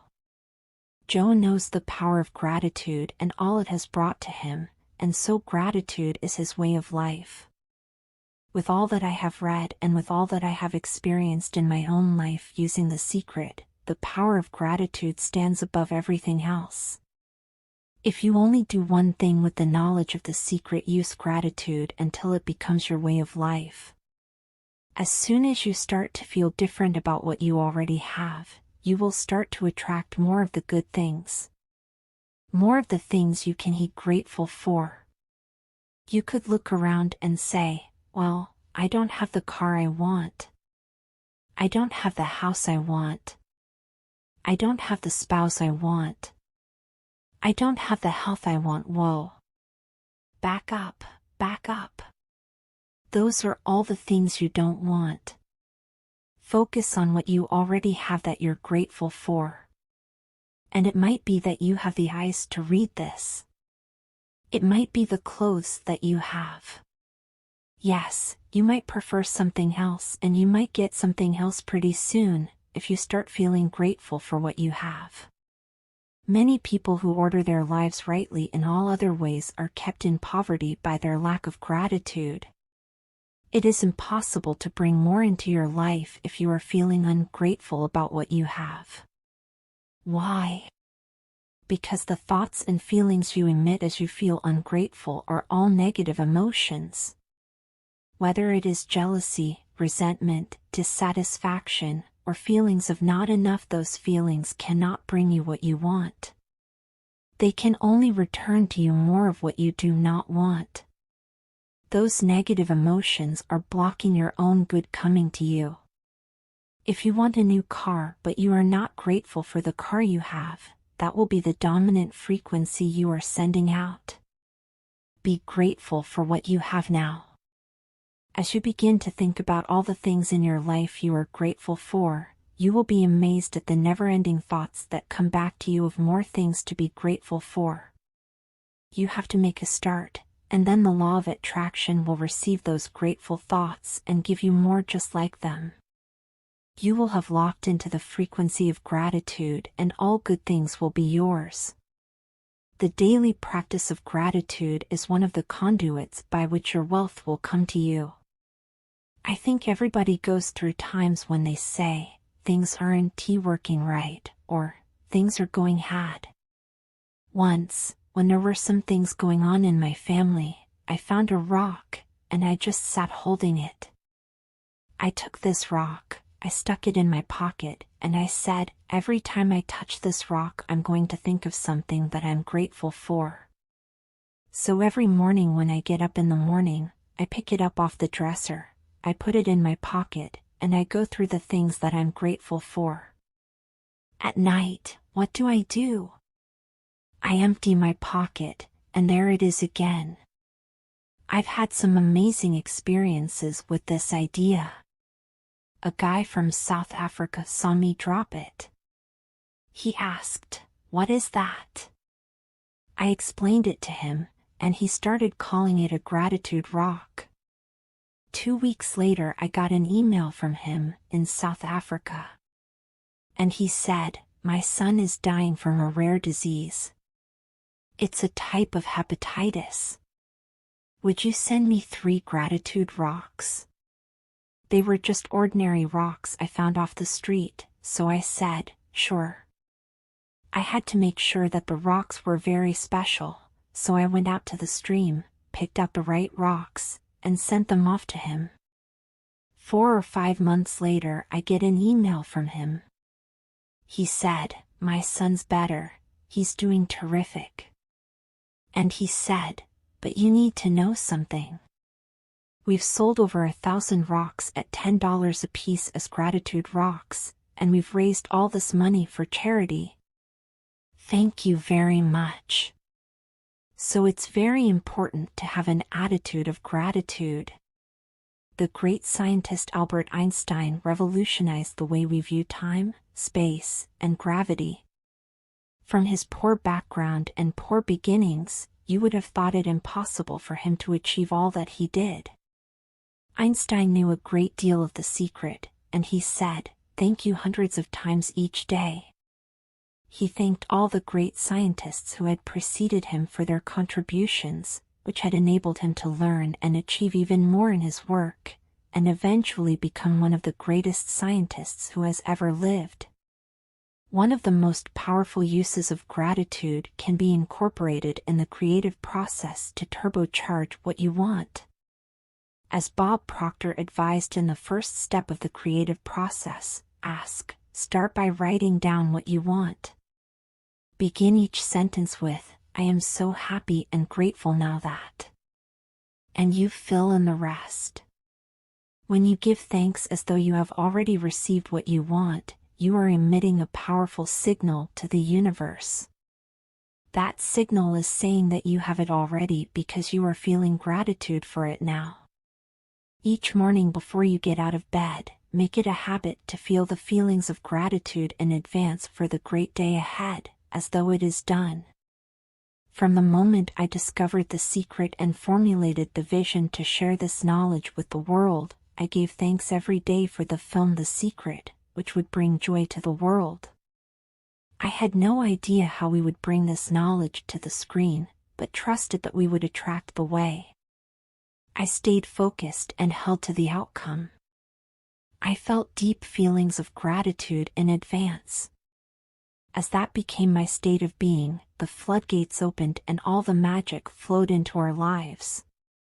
For the magnificent team of The Secret, and for me, our deep, heartfelt feelings of gratitude continue to this day. We have become a team that resonates gratitude with every moment, and it has become our way of life. The powerful process of visualization.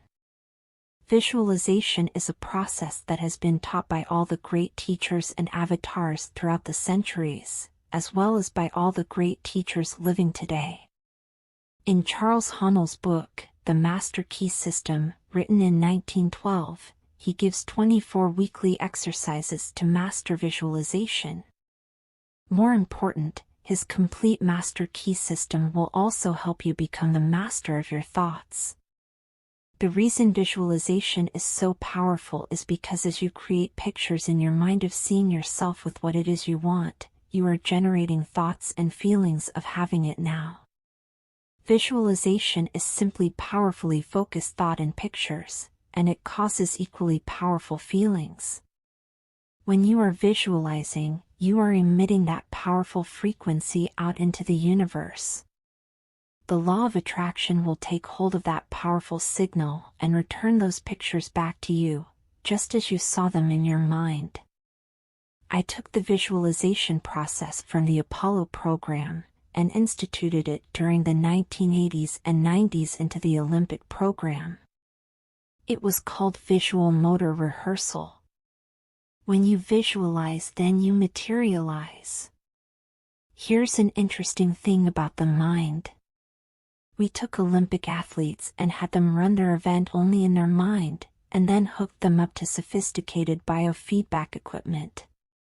Incredibly, the same muscles fired in the same sequence when they were running the race in their mind as when they were running it on the track. How could this be? Because the mind can't distinguish whether you're really doing it or whether it's just a practice. If you've been there in the mind, you'll go there in the body. Think about the inventors and their inventions. The Wright brothers and the plane. George Eastman and film. Thomas Edison and the light bulb. Alexander Graham Bell and the telephone. The only way anything has ever been invented or created is because one person saw a picture in his mind. He saw it clearly, and by holding that picture of the end result in his mind, all the forces of the universe brought his invention into the world, through him. These men knew the secret. These were men who had utter faith in the invisible, and who knew the power within them to leverage the universe and bring the invention into the visible. Their faith and their imagination have been the cause of the evolution of humankind, and we reap the benefits of their creative minds every single day. You may be thinking, I do not have a mind like these great inventors. You may be thinking, they could imagine those things, but I can't. You could not be further from the truth, and as you continue on this great discovery of the knowledge of the secret, you will learn that you not only have the mind they had, but much more.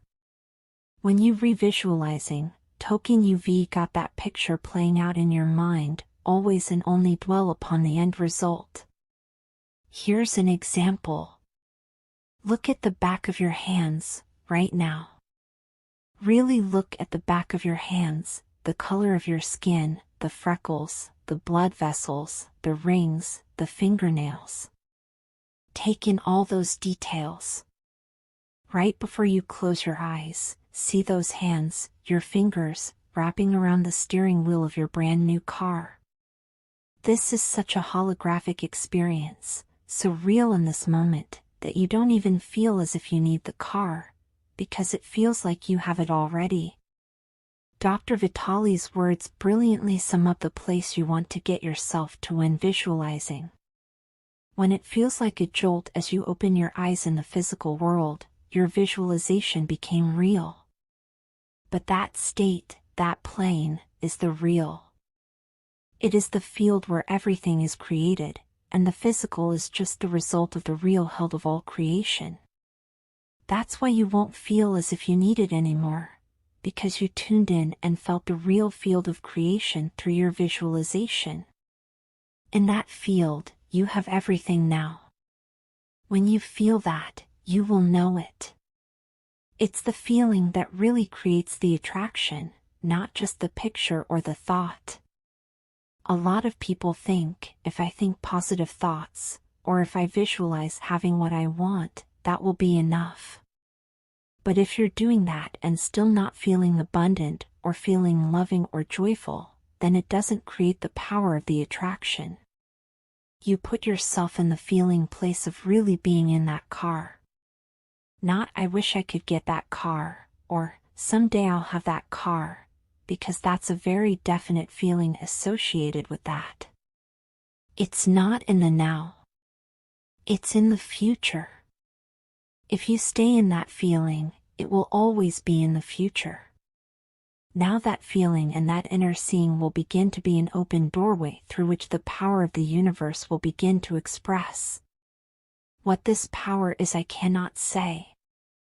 All know is that it exists. Our job is not to figure out the how.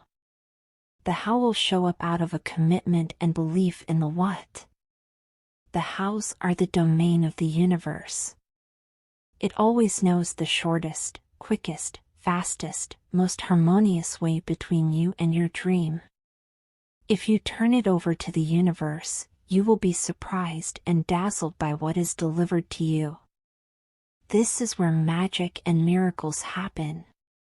The teachers of the secret are all aware of the elements you bring into play when you visualize. As you see the picture in your mind and feel it, you are bringing yourself to a place of believing you have it now. You are also implementing trust and faith in the universe, because you are focusing on the end result and experiencing the feeling of that, without giving any attention whatsoever to how it will come about. Your picture in your mind is seeing it as done. Your feelings are seeing it as done. Your mind and your entire state of being are seeing it as already happened.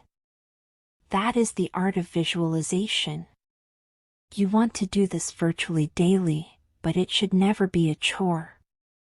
What's really important to the whole secret is feeling good. You want to feel exhilarated by this whole process. You want to be high, happy, in tune, as much as possible. Everyone has the power to visualize. Let me prove it to you with a picture of a kitchen. For this to work, First of all, you have to get all thoughts of your kitchen out of your mind. Do not think of your kitchen. Totally clear your mind of pictures of your kitchen, with its cupboards, refrigerator, oven, tiles, and color scheme.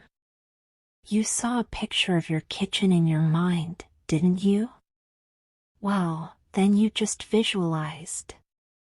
Everyone visualizes whether he knows it or not. Visualizing is the great secret of success. Here's a tip about visualizing, which Dr. John DeMartini shares in his Breakthrough Experience seminars.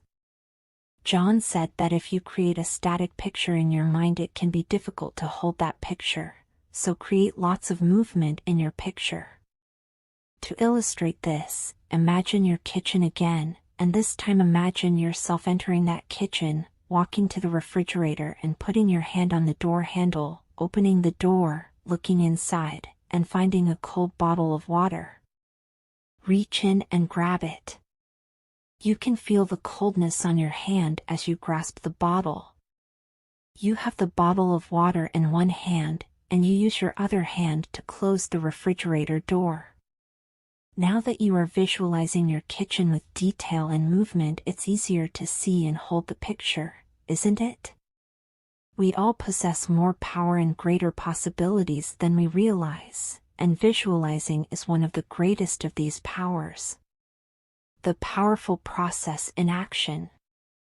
The only difference between people who live in this way, who live in the magic of life, and those who don't is that the people who live in the magic of life have habituated ways of being.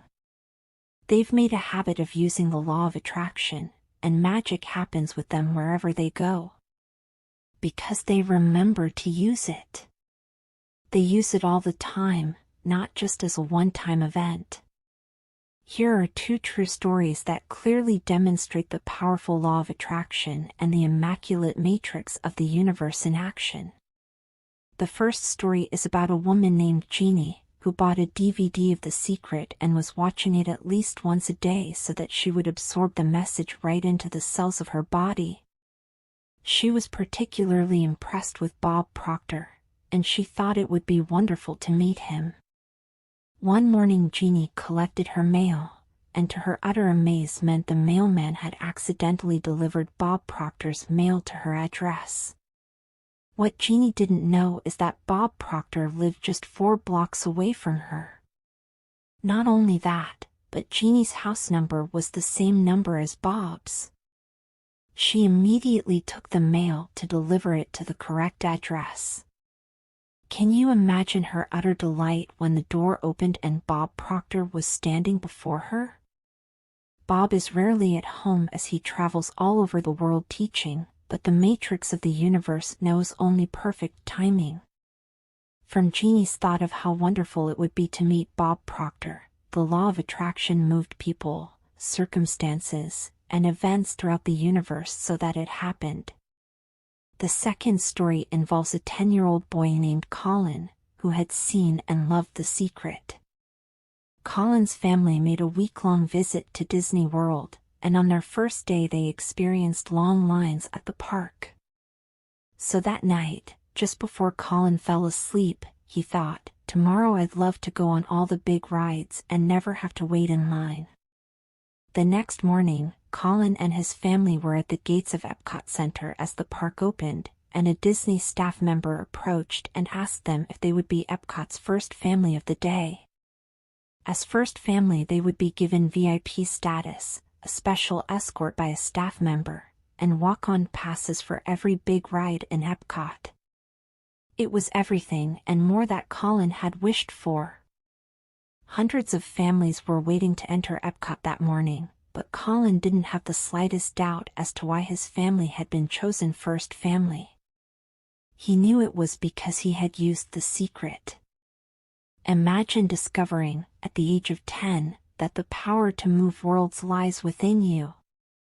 Nothing can prevent your picture from coming into concrete form except the same power which gave it birth, yourself.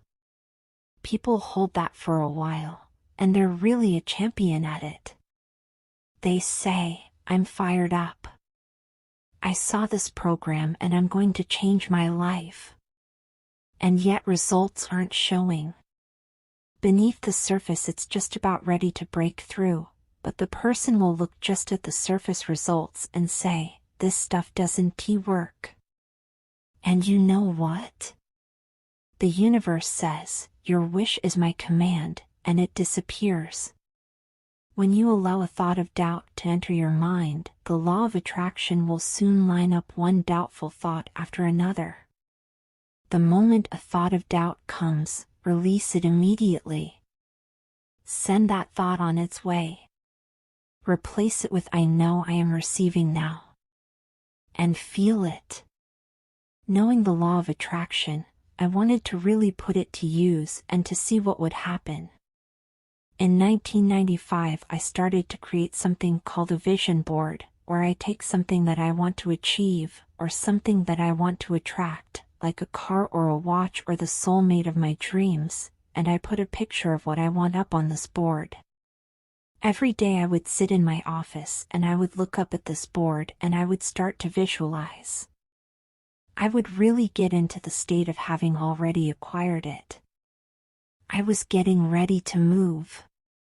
We put all the furniture, all the boxes, into storage, and I made 3 different moves over a period of 5 years.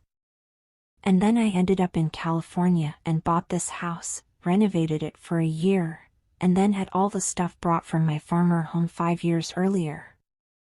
One morning my son Keenan came into my office, and one of the boxes that was sealed for 5 years was right at the doorstep. He asked, "What's in the boxes, Daddy?" And I said, "Those are my vision boards." He then asked, "What's a vision board?" I said, "Well, it's where I put all my goals up. I cut them out and I put all my goals up as something that I want to achieve in my life."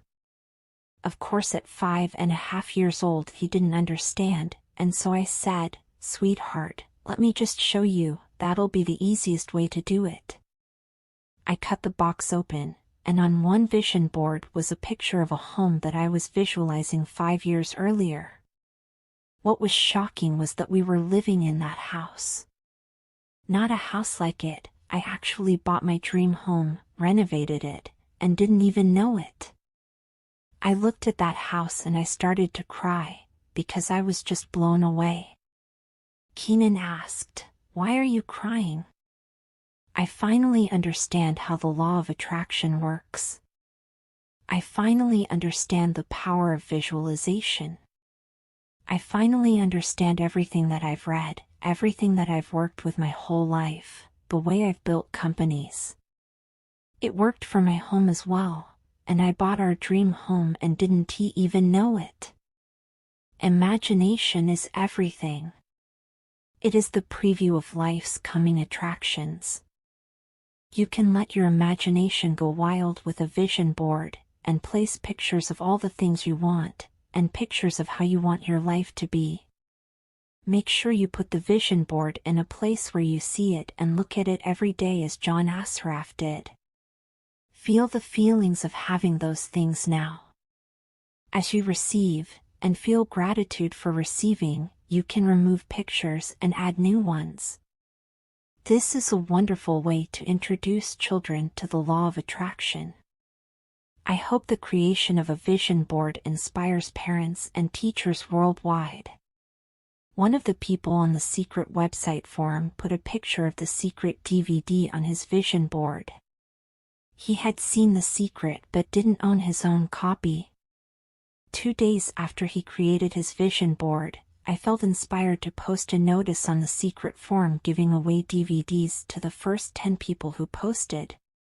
He was one of the 10. He had received a copy of the secret DVD within 2 days of putting it on his vision board. Whether it is a DVD of The Secret or a house, the joy of creating and receiving is magnificent. Another powerful example of visualizing comes from my mother's experience of buying a new house. Several people besides my mother had put in offers for this particular house. My mother decided to use The Secret to make that house hers. She sat down and wrote her name and the new address of the house over and over. She continued doing this until it felt as though it was her address. She then imagined placing all of her furniture in that new house.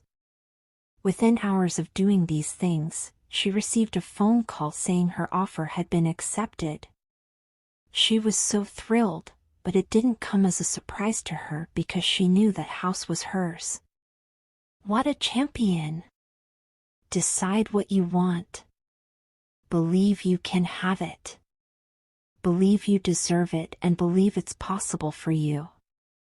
And then close your eyes every day for several minutes, and visualize having what you already want, feeling the feelings of already having it. Come out of that and focus on what you're grateful for already, and really enjoy it. Then go into your day and release it to the universe and trust that the universe will figure out how to manifest it. Secret summaries.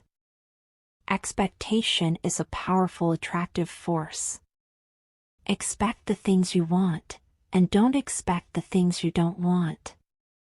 Gratitude is a powerful process for shifting your energy and bringing more of what you want into your life. Be grateful for what you already have, and you will attract more good things. Giving thanks for what you want in advance turbocharges your desires and sends a more powerful signal out into the universe. Visualization is the process of creating pictures in your mind of yourself enjoying what you want. When you visualize, you generate powerful thoughts and feelings of having it now. The law of attraction then returns that reality to you, just as you saw it in your mind. To use the law of attraction to your advantage, make it a habitual way of being, not just a one-time event. At the end of every day, before you go to sleep, go back through the events of the day. Any events or moments that were not what you wanted, replay them in your mind the way you wanted them to go. Secret to money. Whatever the mind can conceive, it can achieve. The secret was a real transformation for me, because I grew up with a very negative father who thought that rich people were people that had ripped everyone off and thought that anyone that had money must have deceived somebody.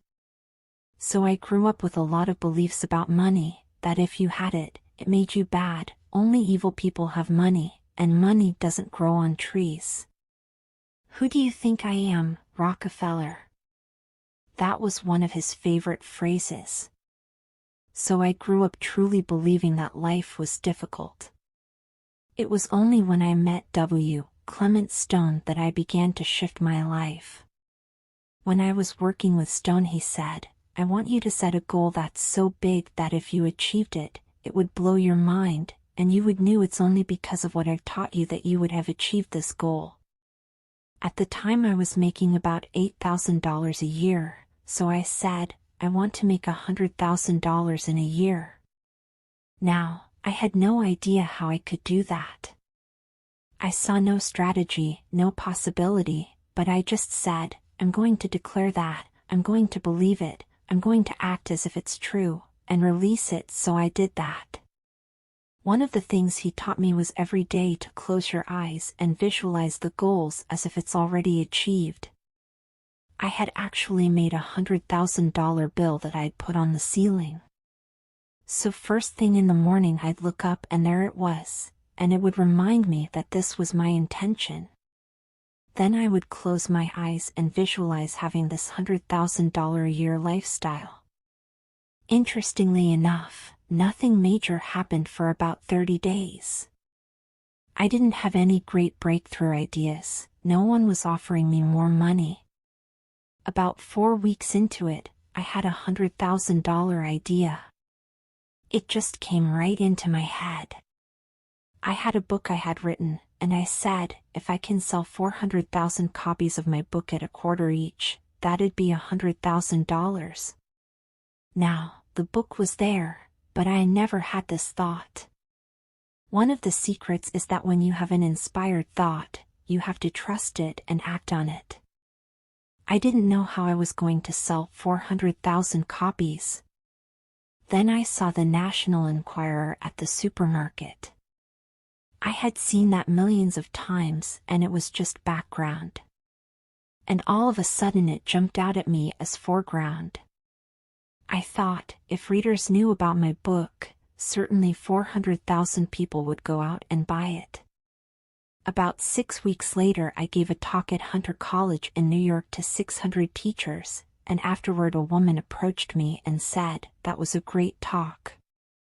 I want to interview you. Let me give you my card." As it turns out, she was a freelance writer who sold her stories to the National Enquirer. The theme from The Twilight Zone went off in my head, like, whoa, this stuff's really working. That article came out and our book sales started to take off. The point I want to make is that I was attracting into my life all these different events, including this person. To make a long story short, I did not make $100,000 that year. We made $92,327. But do you think we were depressed and saying, "This doesn't work"? No, we were saying, "This is amazing." So my wife said to me, "If it works for 100,000, do you think it'd work for 1,000,000? And I said, "I don't know, I think so. Let's try it." My publisher wrote me a royalty check for our first chicken soup for the Soul book. And he actually put a smiley face in his signature, because it was the first $1,000,000 check he'd ever written. So I know from my own experience, because I wanted to test it, does this secret really work? We put it to the test. It absolutely worked, and now I live my life from that every single day.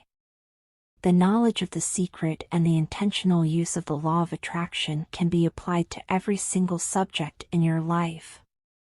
It is the same process for everything you want to create, and the subject of money is no different. To attract money, you must focus on wealth. It is impossible to bring more money into your life when you are noticing you do not have enough, because that means you are thinking thoughts that you do not have enough.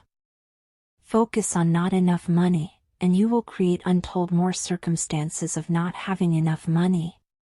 You must focus on the abundance of money to bring that to you. You have to emit a new signal with your thoughts, and those thoughts should be that you currently have more than enough. You really do need to call your imagination into play and make believe you already have the money you want. And it is so much fun to do. You will notice as you pretend and play games of having wealth that you feel instantly better about money, and as you feel better about it, it will begin to flow into your life. Jack's wonderful story inspired the Secret team to create a blank check available as a free download on the Secret website, www.thesecret.tv. The blank check is for you, and it is from the Bank of the Universe. You fill in your name, the amount, and details, and place it in a prominent place where you will see it every day. When you look at the check, feel the feelings of having that money now. Imagine spending that money, all the things you will buy and the things you will do. Feel how wonderful that is. Know it is yours, because when you ask, it is. We have received hundreds of stories from people who have brought huge sums of money to them using the Secret check.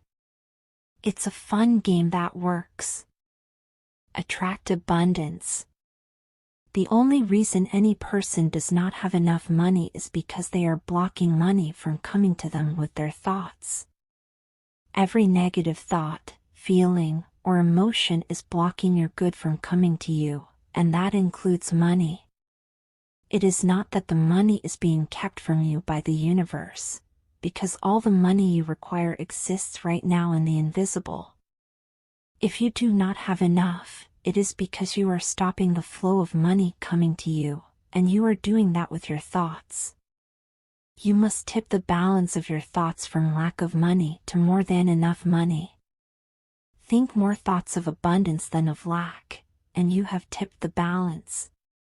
When you need money, it is a powerful feeling within you, and so of course through the law of attraction you will continue to attract needing money.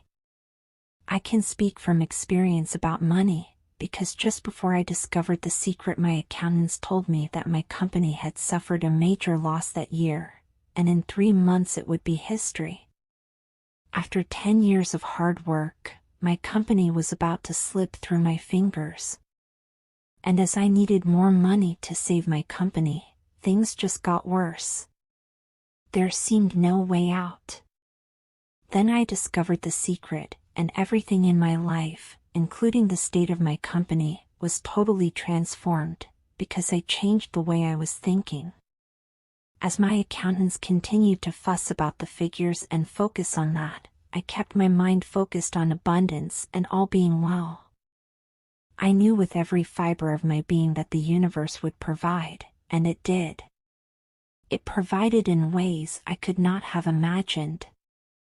I had my moments of doubt, but when the doubt came, I immediately moved my thoughts to the outcome of what I wanted. I gave thanks for it, I felt the joy of it, and I believed. I want to let you in on a secret to the secret. The shortcut to anything you want in your life is to be and feel happy now.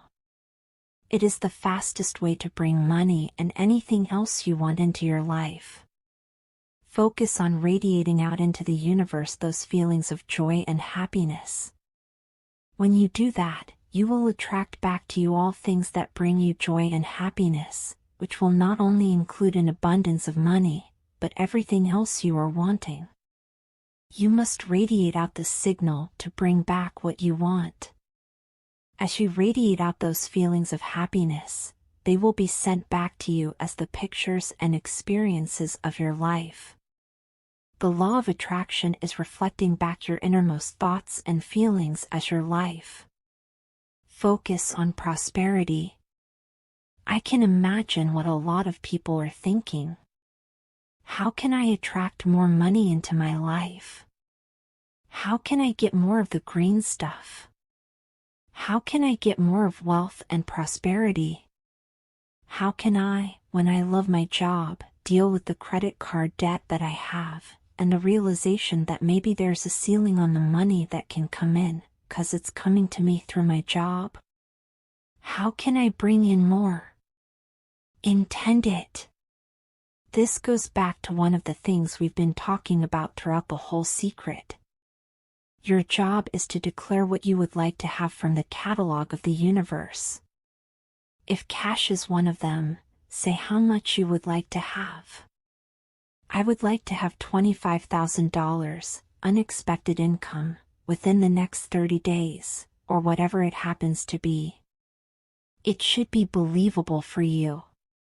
If you have held thoughts in the past that the only way money can come to you is through your job, then let that go immediately. Can you appreciate that as you continue to think that it must be your experience? Such thoughts do not serve you.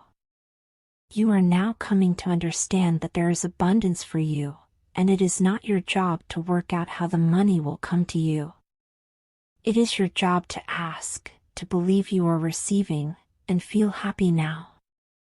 Leave the details to the universe on how it will bring it about.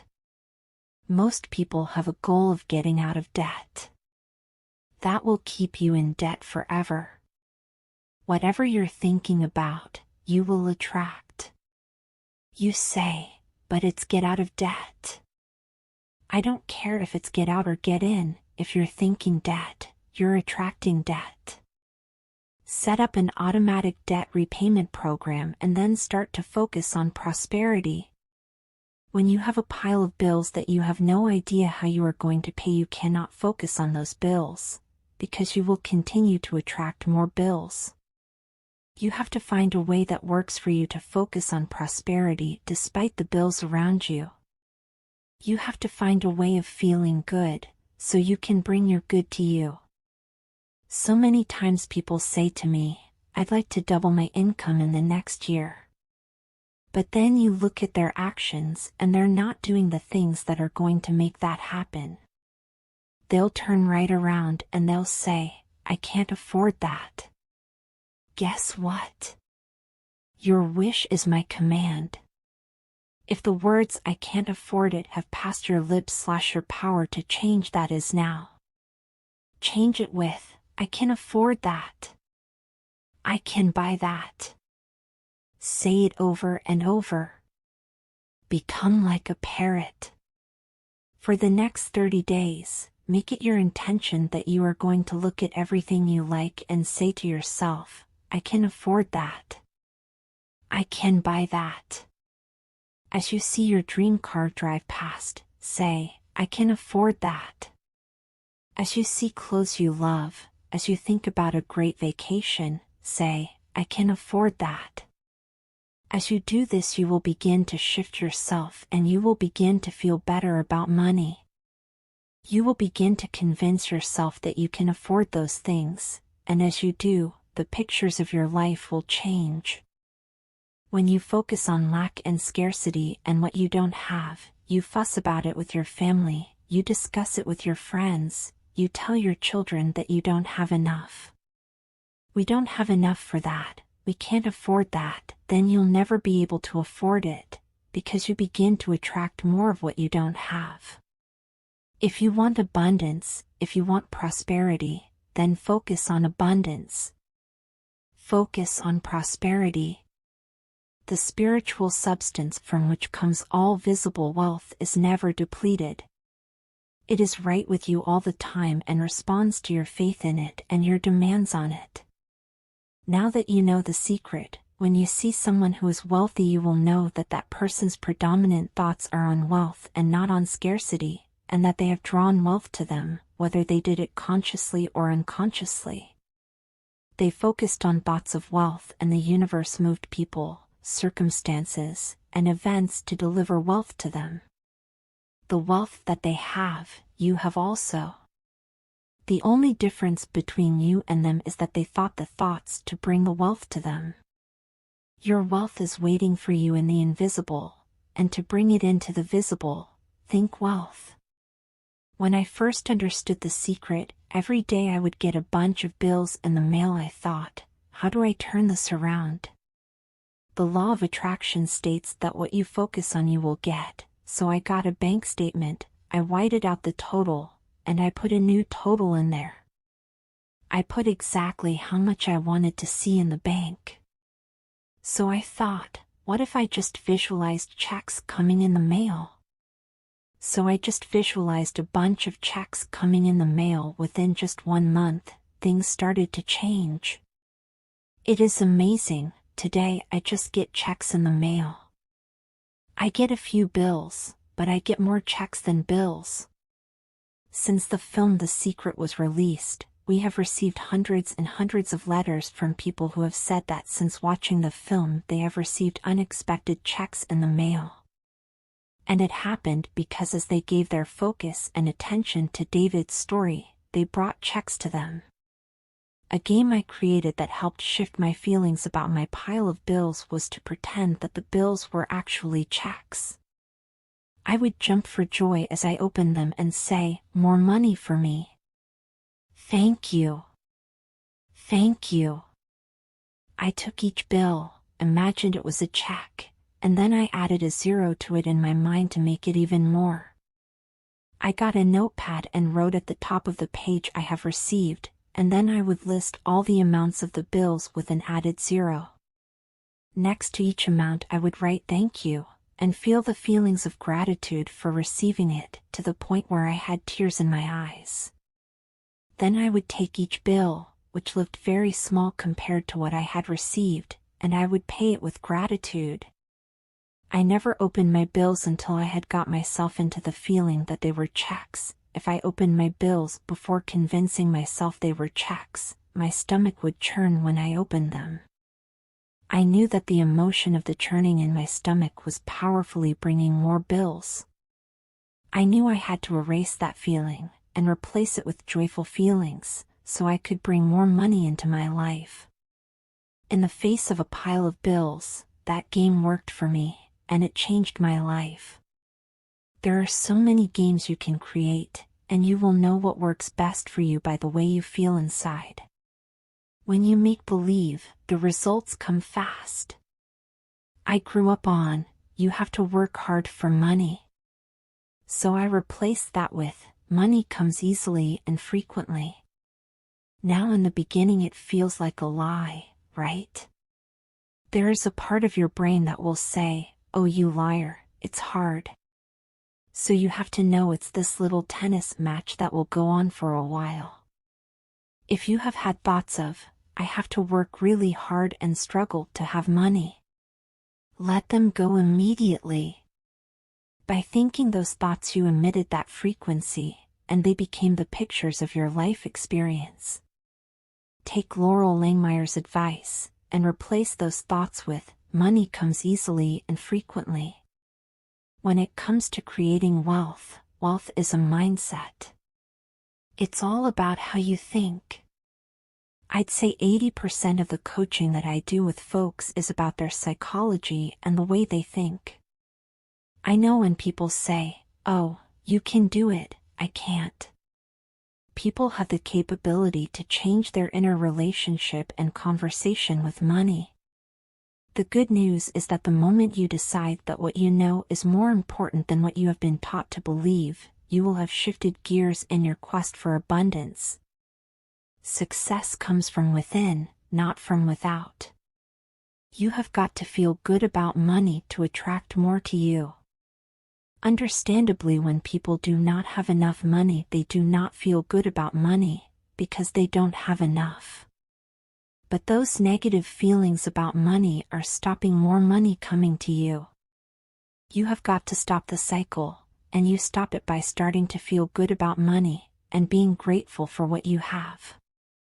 Start to say in feet, I have more than enough. There is an abundance of money and it's on its way to me. I am a money magnet. I love money and money loves me. I am receiving money every day. Thank you. Thank you. Thank you. Giving is a powerful action to bring more money into your life, because when you are giving you are saying, I have plenty. It will not be surprising to you to learn that the wealthiest people on the planet are the greatest philanthropists. They give away vast amounts of money, and as they give, by the law of attraction, the universe opens up and floods vast amounts of money back to them, multiplied. If you are thinking, I don't have enough money to give, bingo. Now you know why you don't have enough money. When you think you don't have enough to give, start giving. As you demonstrate faith in giving, the law of attraction must give you more to give. There is a big difference between giving and sacrificing. Giving from a heart that is overflowing feels so good. Sacrificing does not feel good. Don't confuse the two, they are diametrically opposed. One emits a signal of lack and the other emits a signal of more than enough. One feels good and one does not feel good. Sacrifice will eventually lead to resentment. Giving from a full heart is one of the most joyous things you can do, and the law of attraction will grab hold of that signal and flood even more into your life. You can feel the difference. I find so many people who make a tremendous amount of money, but their relationships stink. And that's not wealth. You can go after the money and you might get rich, but it doesn't guarantee you'll be wealthy. I'm not suggesting that money isn't a part of wealth, it absolutely is. But it's only a part. And then I meet a lot of people who are spiritual but they're sick and broke all the time. That's not wealth either. Life is meant to be abundant in all areas. If you have been brought up to believe that being wealthy is not spiritual, then I highly recommend you read the Millionaires of the Bible series by Catherine Ponder. In these glorious books you will discover that Abraham, Isaac, Jacob, Joseph, Moses, and Jesus were not only prosperity teachers, but also millionaires themselves, with more affluent lifestyles than many present-day millionaires could conceive of. You are the heir to the kingdom. Prosperity is your birthright, and you hold the key to more abundance in every area of your life than you can possibly imagine. You deserve every good thing you want, and the universe will give you every good thing you want, but you have to summon it into your life. Now you know the secret. You have the key. The key is your thoughts and feelings, and you have been holding the key in your hand all of your life.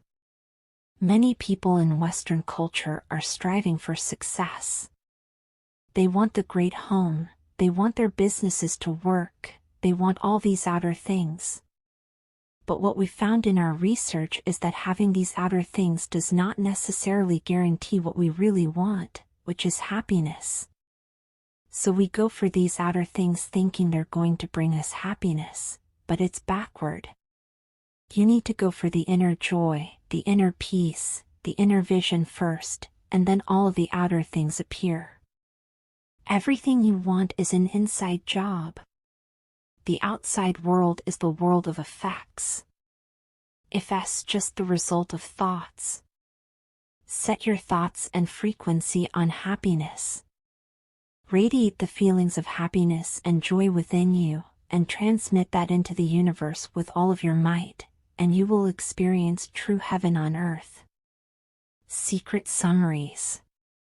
To attract money, focus on wealth. It is impossible to bring more money into your life when you focus on the lack of it. It is helpful to use your imagination and make believe you already have the money you want. Play games of having wealth and you will feel better about money. As you feel better about it, more will flow into your life. Feeling happy now is the fastest way to bring money into your life. Make it your intention to look at everything you like and say to yourself, I can afford that. I can buy that. You will shift your thinking and begin to feel better about money. Give money in order to bring more of it into your life. When you are generous with money and feel good about sharing it, you are saying, I have plenty. Visualize checks in the mail. Tip the balance of your thoughts to wealth. Think wealth.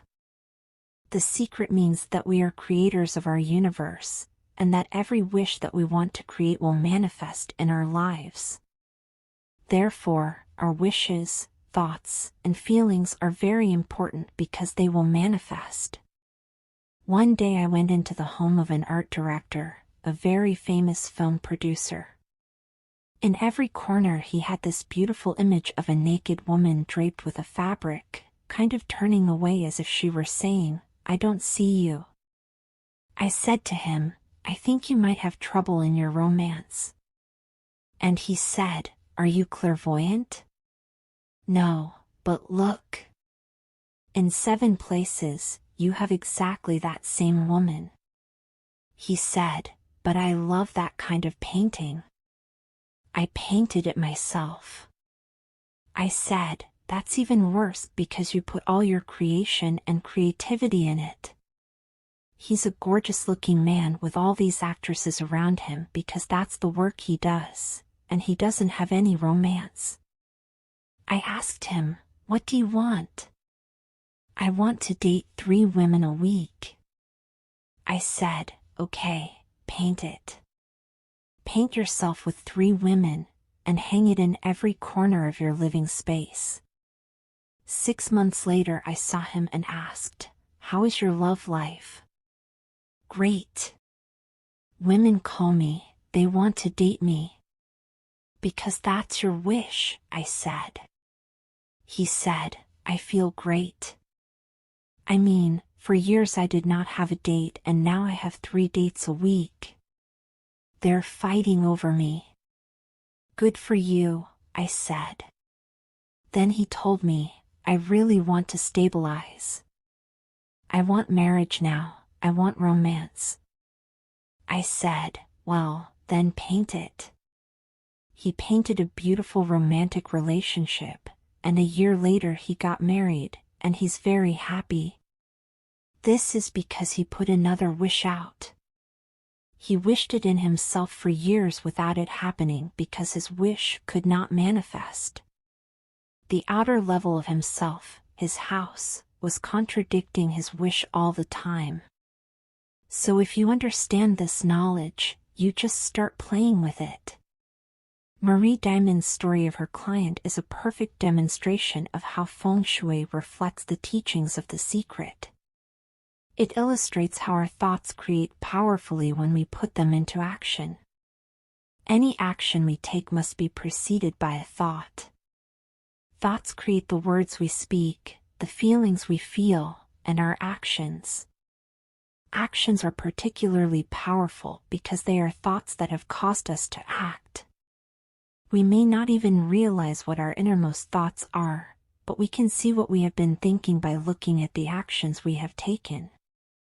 In the story of the film producer, his innermost thoughts were reflected in his actions and surroundings.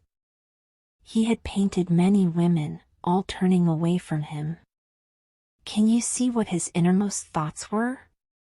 Even though his words were saying he wanted to date more women, his innermost thoughts did not reflect that in his paintings. By deliberately choosing to change his actions, it caused him to focus his entire thought on what he wanted. With such a simple shift, he was able to paint his life and call it into existence through the law of attraction. When you want to attract something into your life, make sure your actions don't contradict your desires. One of the most wonderful examples of this is given by Mike Dooley, one of the teachers featured in The Secret, in his audio course, Leveraging the Universe and Engaging the Magic. It is a story of a woman who wanted to attract her perfect partner into her life. She had done all the right things. She got clear about what she wanted him to be like, made a detailed list of all of his qualities, and visualized him in her life. Despite doing all these things, there was no sign of him.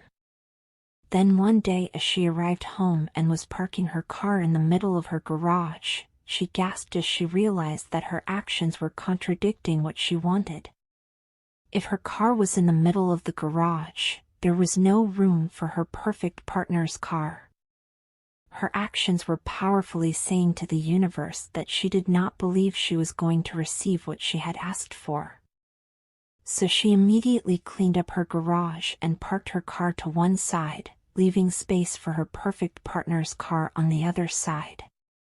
She then went into her bedroom and opened her wardrobe, which was jammed full of clothes.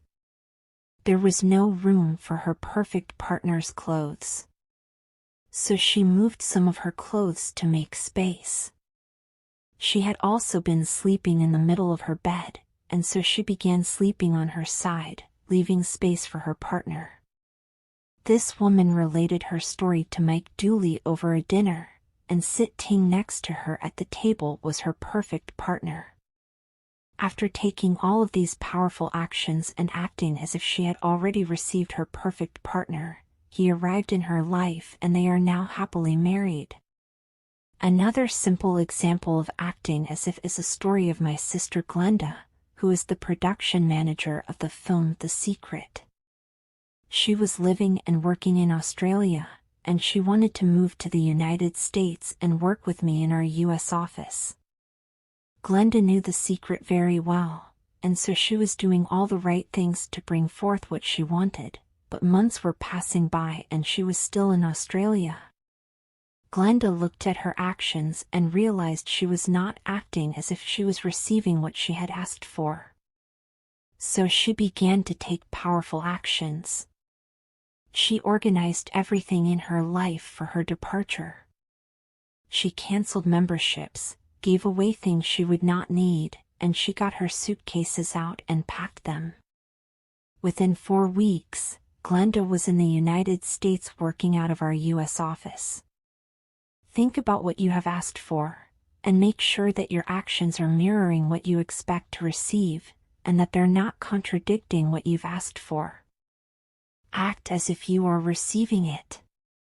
Do exactly what you would do if you were receiving it today, and take actions in your life to reflect that powerful expectation.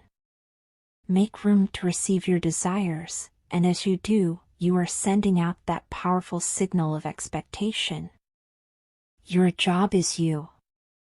Inside relationships, it's important to first understand who's coming into the relationship, and not just your partner. You need to understand yourself first. How can you ever expect anyone else to enjoy your company if you don't enjoy your own company? And so again, the law of attraction or the secret is about bringing that into your life. You've got to get really, really clear. Here's the question I would ask you to consider. Do you treat yourself the way you want other people to treat you? When you do not treat yourself the way you want others to treat you, you can never change the way things are. Your actions are your powerful thoughts, so if you do not treat yourself with love and respect, you are emitting a signal that is saying you are not important enough, worthy enough, or deserving. That signal will continue to be broadcast, and you will experience more situations of people not treating you well. The people are just the effect. Your thoughts are the cause. You must begin to treat yourself with love and respect, and emit that signal and get on that frequency. Then the law of attraction will move the entire universe, and your life will be full of people who love and respect you. Many people have sacrificed themselves for others, thinking when they sacrifice themselves they are being a good person. Wrong. To sacrifice yourself can only come from thoughts of absolute lack, because it is saying, there is not enough for everyone, so I will go without. Those feelings do not feel good and will eventually lead to resentment. There is abundance for everybody, and it is each person's responsibility to summon their own desires. You cannot summon for another person because you cannot think and feel for another. Your job is you. When you make feeling good a priority, that magnificent frequency will radiate and touch everyone close to you. You become the solution for you. Don't point to another person and say, now you owe me and you need to give me more. Instead, give more to yourself. Take time off to give to yourself, and in a sense to fill yourself up to fullness, to where now you can overflow in giving. To acquire love, fill yourself up with it until you become a magnet. Many of us were taught to put ourselves last, and as a consequence we attracted feelings of being unworthy and undeserving. As those feelings lodged within us, we continued to attract more life situations that had us feel more unworthy and not enough. You must change that thinking. Undoubtedly to some, the idea of giving so much love to self will seem very cold, hard, and unmerciful. Still, this matter may be seen in a different light, when we find that looking out for number one, as directed by the infinite, is really looking out for number two and is indeed the only way to permanently benefit number two. Unless you fill yourself up first, you have nothing to give anybody. Therefore it is imperative that you tend to you first. Attend to your joy first. People are responsible for their own joy. When you tend to your joy and do what makes you feel good, you are a joy to be around and you are a shining example to every child and every person in your life. When you are feeling joy, you don't even have to think about giving. It is a natural overflow. I got into many relationships expecting my partner to show me my beauty, because I didn't see my own beauty. When I was growing up, my heroes or my sheroes were the Bionic Woman, Wonder Woman, and Charlie's Angels. And while they're wonderful, they didn't look like me. It wasn't until I fell in love with Lisa, I fell in love with my mocha skin, my full lips, my round hips, my curly black hair. It wasn't until that happened that the rest of the world was able to fall in love with me as well. The reason you have to love you is because it is impossible to feel good if you don't love you. When you feel bad about yourself, you are blocking all the love and all the good that the universe has for you. When you feel bad about yourself, it feels as though you are sucking the life out of you, because all of your good, on every single subject, including health, wealth, and love, is on the frequency of joy and feeling good. The feeling of having unlimited energy, and that amazing feeling of health and wellness, are all on the frequency of feeling good. When you don't feel good about you, you are on a frequency that is attracting more people, situations, and circumstances that will continue to make you feel bad about you. You must change your focus and begin to think about all the things that are wonderful about you. Look for the positives in you. As you focus on those things, the law of attraction will show you more great things about you. You attract what you think about. All you have to do is begin with one prolonged thought of something good about you, and the law of attraction will respond by giving you more like thoughts.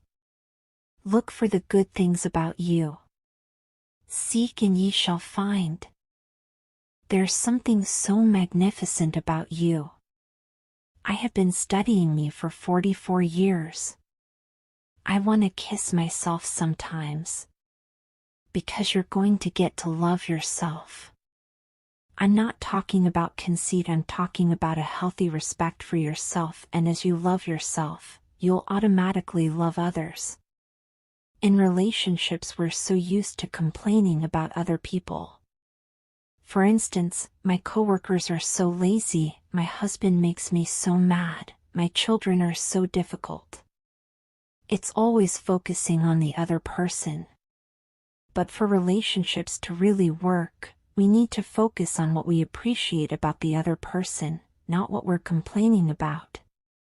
When we're complaining about those things, we're only getting more of those things. Even if you're having a really hard time in a relationship, things aren't working, you're not getting along, someone's in your face, you still can turn that relationship around. Take a piece of paper, and for the next 30 days sit down and write all the things that you appreciate about that person. Think about all the reasons that you love them.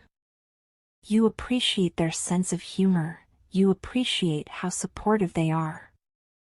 And what you'll find is that when you focus on appreciating and acknowledging their strengths, that's what you'll get more of, and the problems will fade away. Oftentimes you give others the opportunity to create your happiness, and many times they fail to create it the way you want it. Why? Because only one person can be in charge of your joy, of your bliss, and that's you.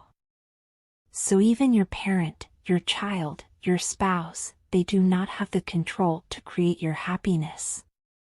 They simply have the opportunity to share in your happiness. Your joy lies within you. All your joy is on the frequency of love, the highest and the most powerful frequency of all. You can't hold love in your hand. You can only feel it in your heart. It is a state of being. You can see evidence of love being expressed through people, but love is a feeling, and you are the only one that can radiate and emit that feeling of love. Your ability to generate feelings of love is unlimited, and when you love, you are in complete and utter harmony with the universe. Love everything you can. Love everyone you can. Focus only on things you love, feel love, and you will experience that love and joy coming back to you multiplied. The law of attraction must send you back more things to love. As you radiate love, it will appear as though the entire universe is doing everything for you, moving every joyful thing to you, and moving every good person to you. In truth, it is. Secret summaries. When you want to attract a relationship, make sure your thoughts, words, actions, and surroundings don't contradict your desires. Your job is you. Unless you fill yourself up first, you have nothing to give anybody. Treat yourself with love and respect, and you will attract people who show you love and respect. When you feel bad about yourself, you block the love and instead you attract more people and situations that will continue to make you feel bad about you. Focus on the qualities you love about yourself and the law of attraction will show you more great things about you. To make a relationship work, focus on what you appreciate about the other person, and not your complaints. When you focus on the strengths, you will get more of them. The secret to health. Our body is really the product of our thoughts. We're beginning to understand in medical science the degree to which the nature of thoughts and emotions actually determines the physical substance and structure and function of our bodies. We've known in the healing arts of a placebo effect. A placebo is something that supposedly has no impact and no effect on the body, like a sugar pill. You tell the patient that this is just as effective, and what happens is the placebo sometimes has the same effect, if not greater effect, than the medication that is supposed to be designed for that effect. They have found out that the human mind is the biggest factor in the healing arts, sometimes more so than the medication. As you are becoming aware of the magnitude of the secret, you will begin to see more clearly the underlying truth of certain occurrences in humankind, including in the area of health. The placebo effect is a powerful phenomenon. When patients think and truly believe the tablet is a cure, they will receive what they believe, and they will be cured. If somebody is in a situation where they're sick and they have an alternative to try to explore what is in their mind creating it, versus using medicine, if it's an acute situation that could really bring death to them, then obviously the medicine is a wise thing to do, while they explore what the mind is about. So you don't want to negate medicine. Every form of healing has a place. Healing through the mind can work harmoniously with medicine. If pain is involved, then medicine can help to eliminate that pain, which then allows the person to be able to focus with great force on health. Thinking perfect health is something anybody can do privately within themselves, no matter what is happening around them.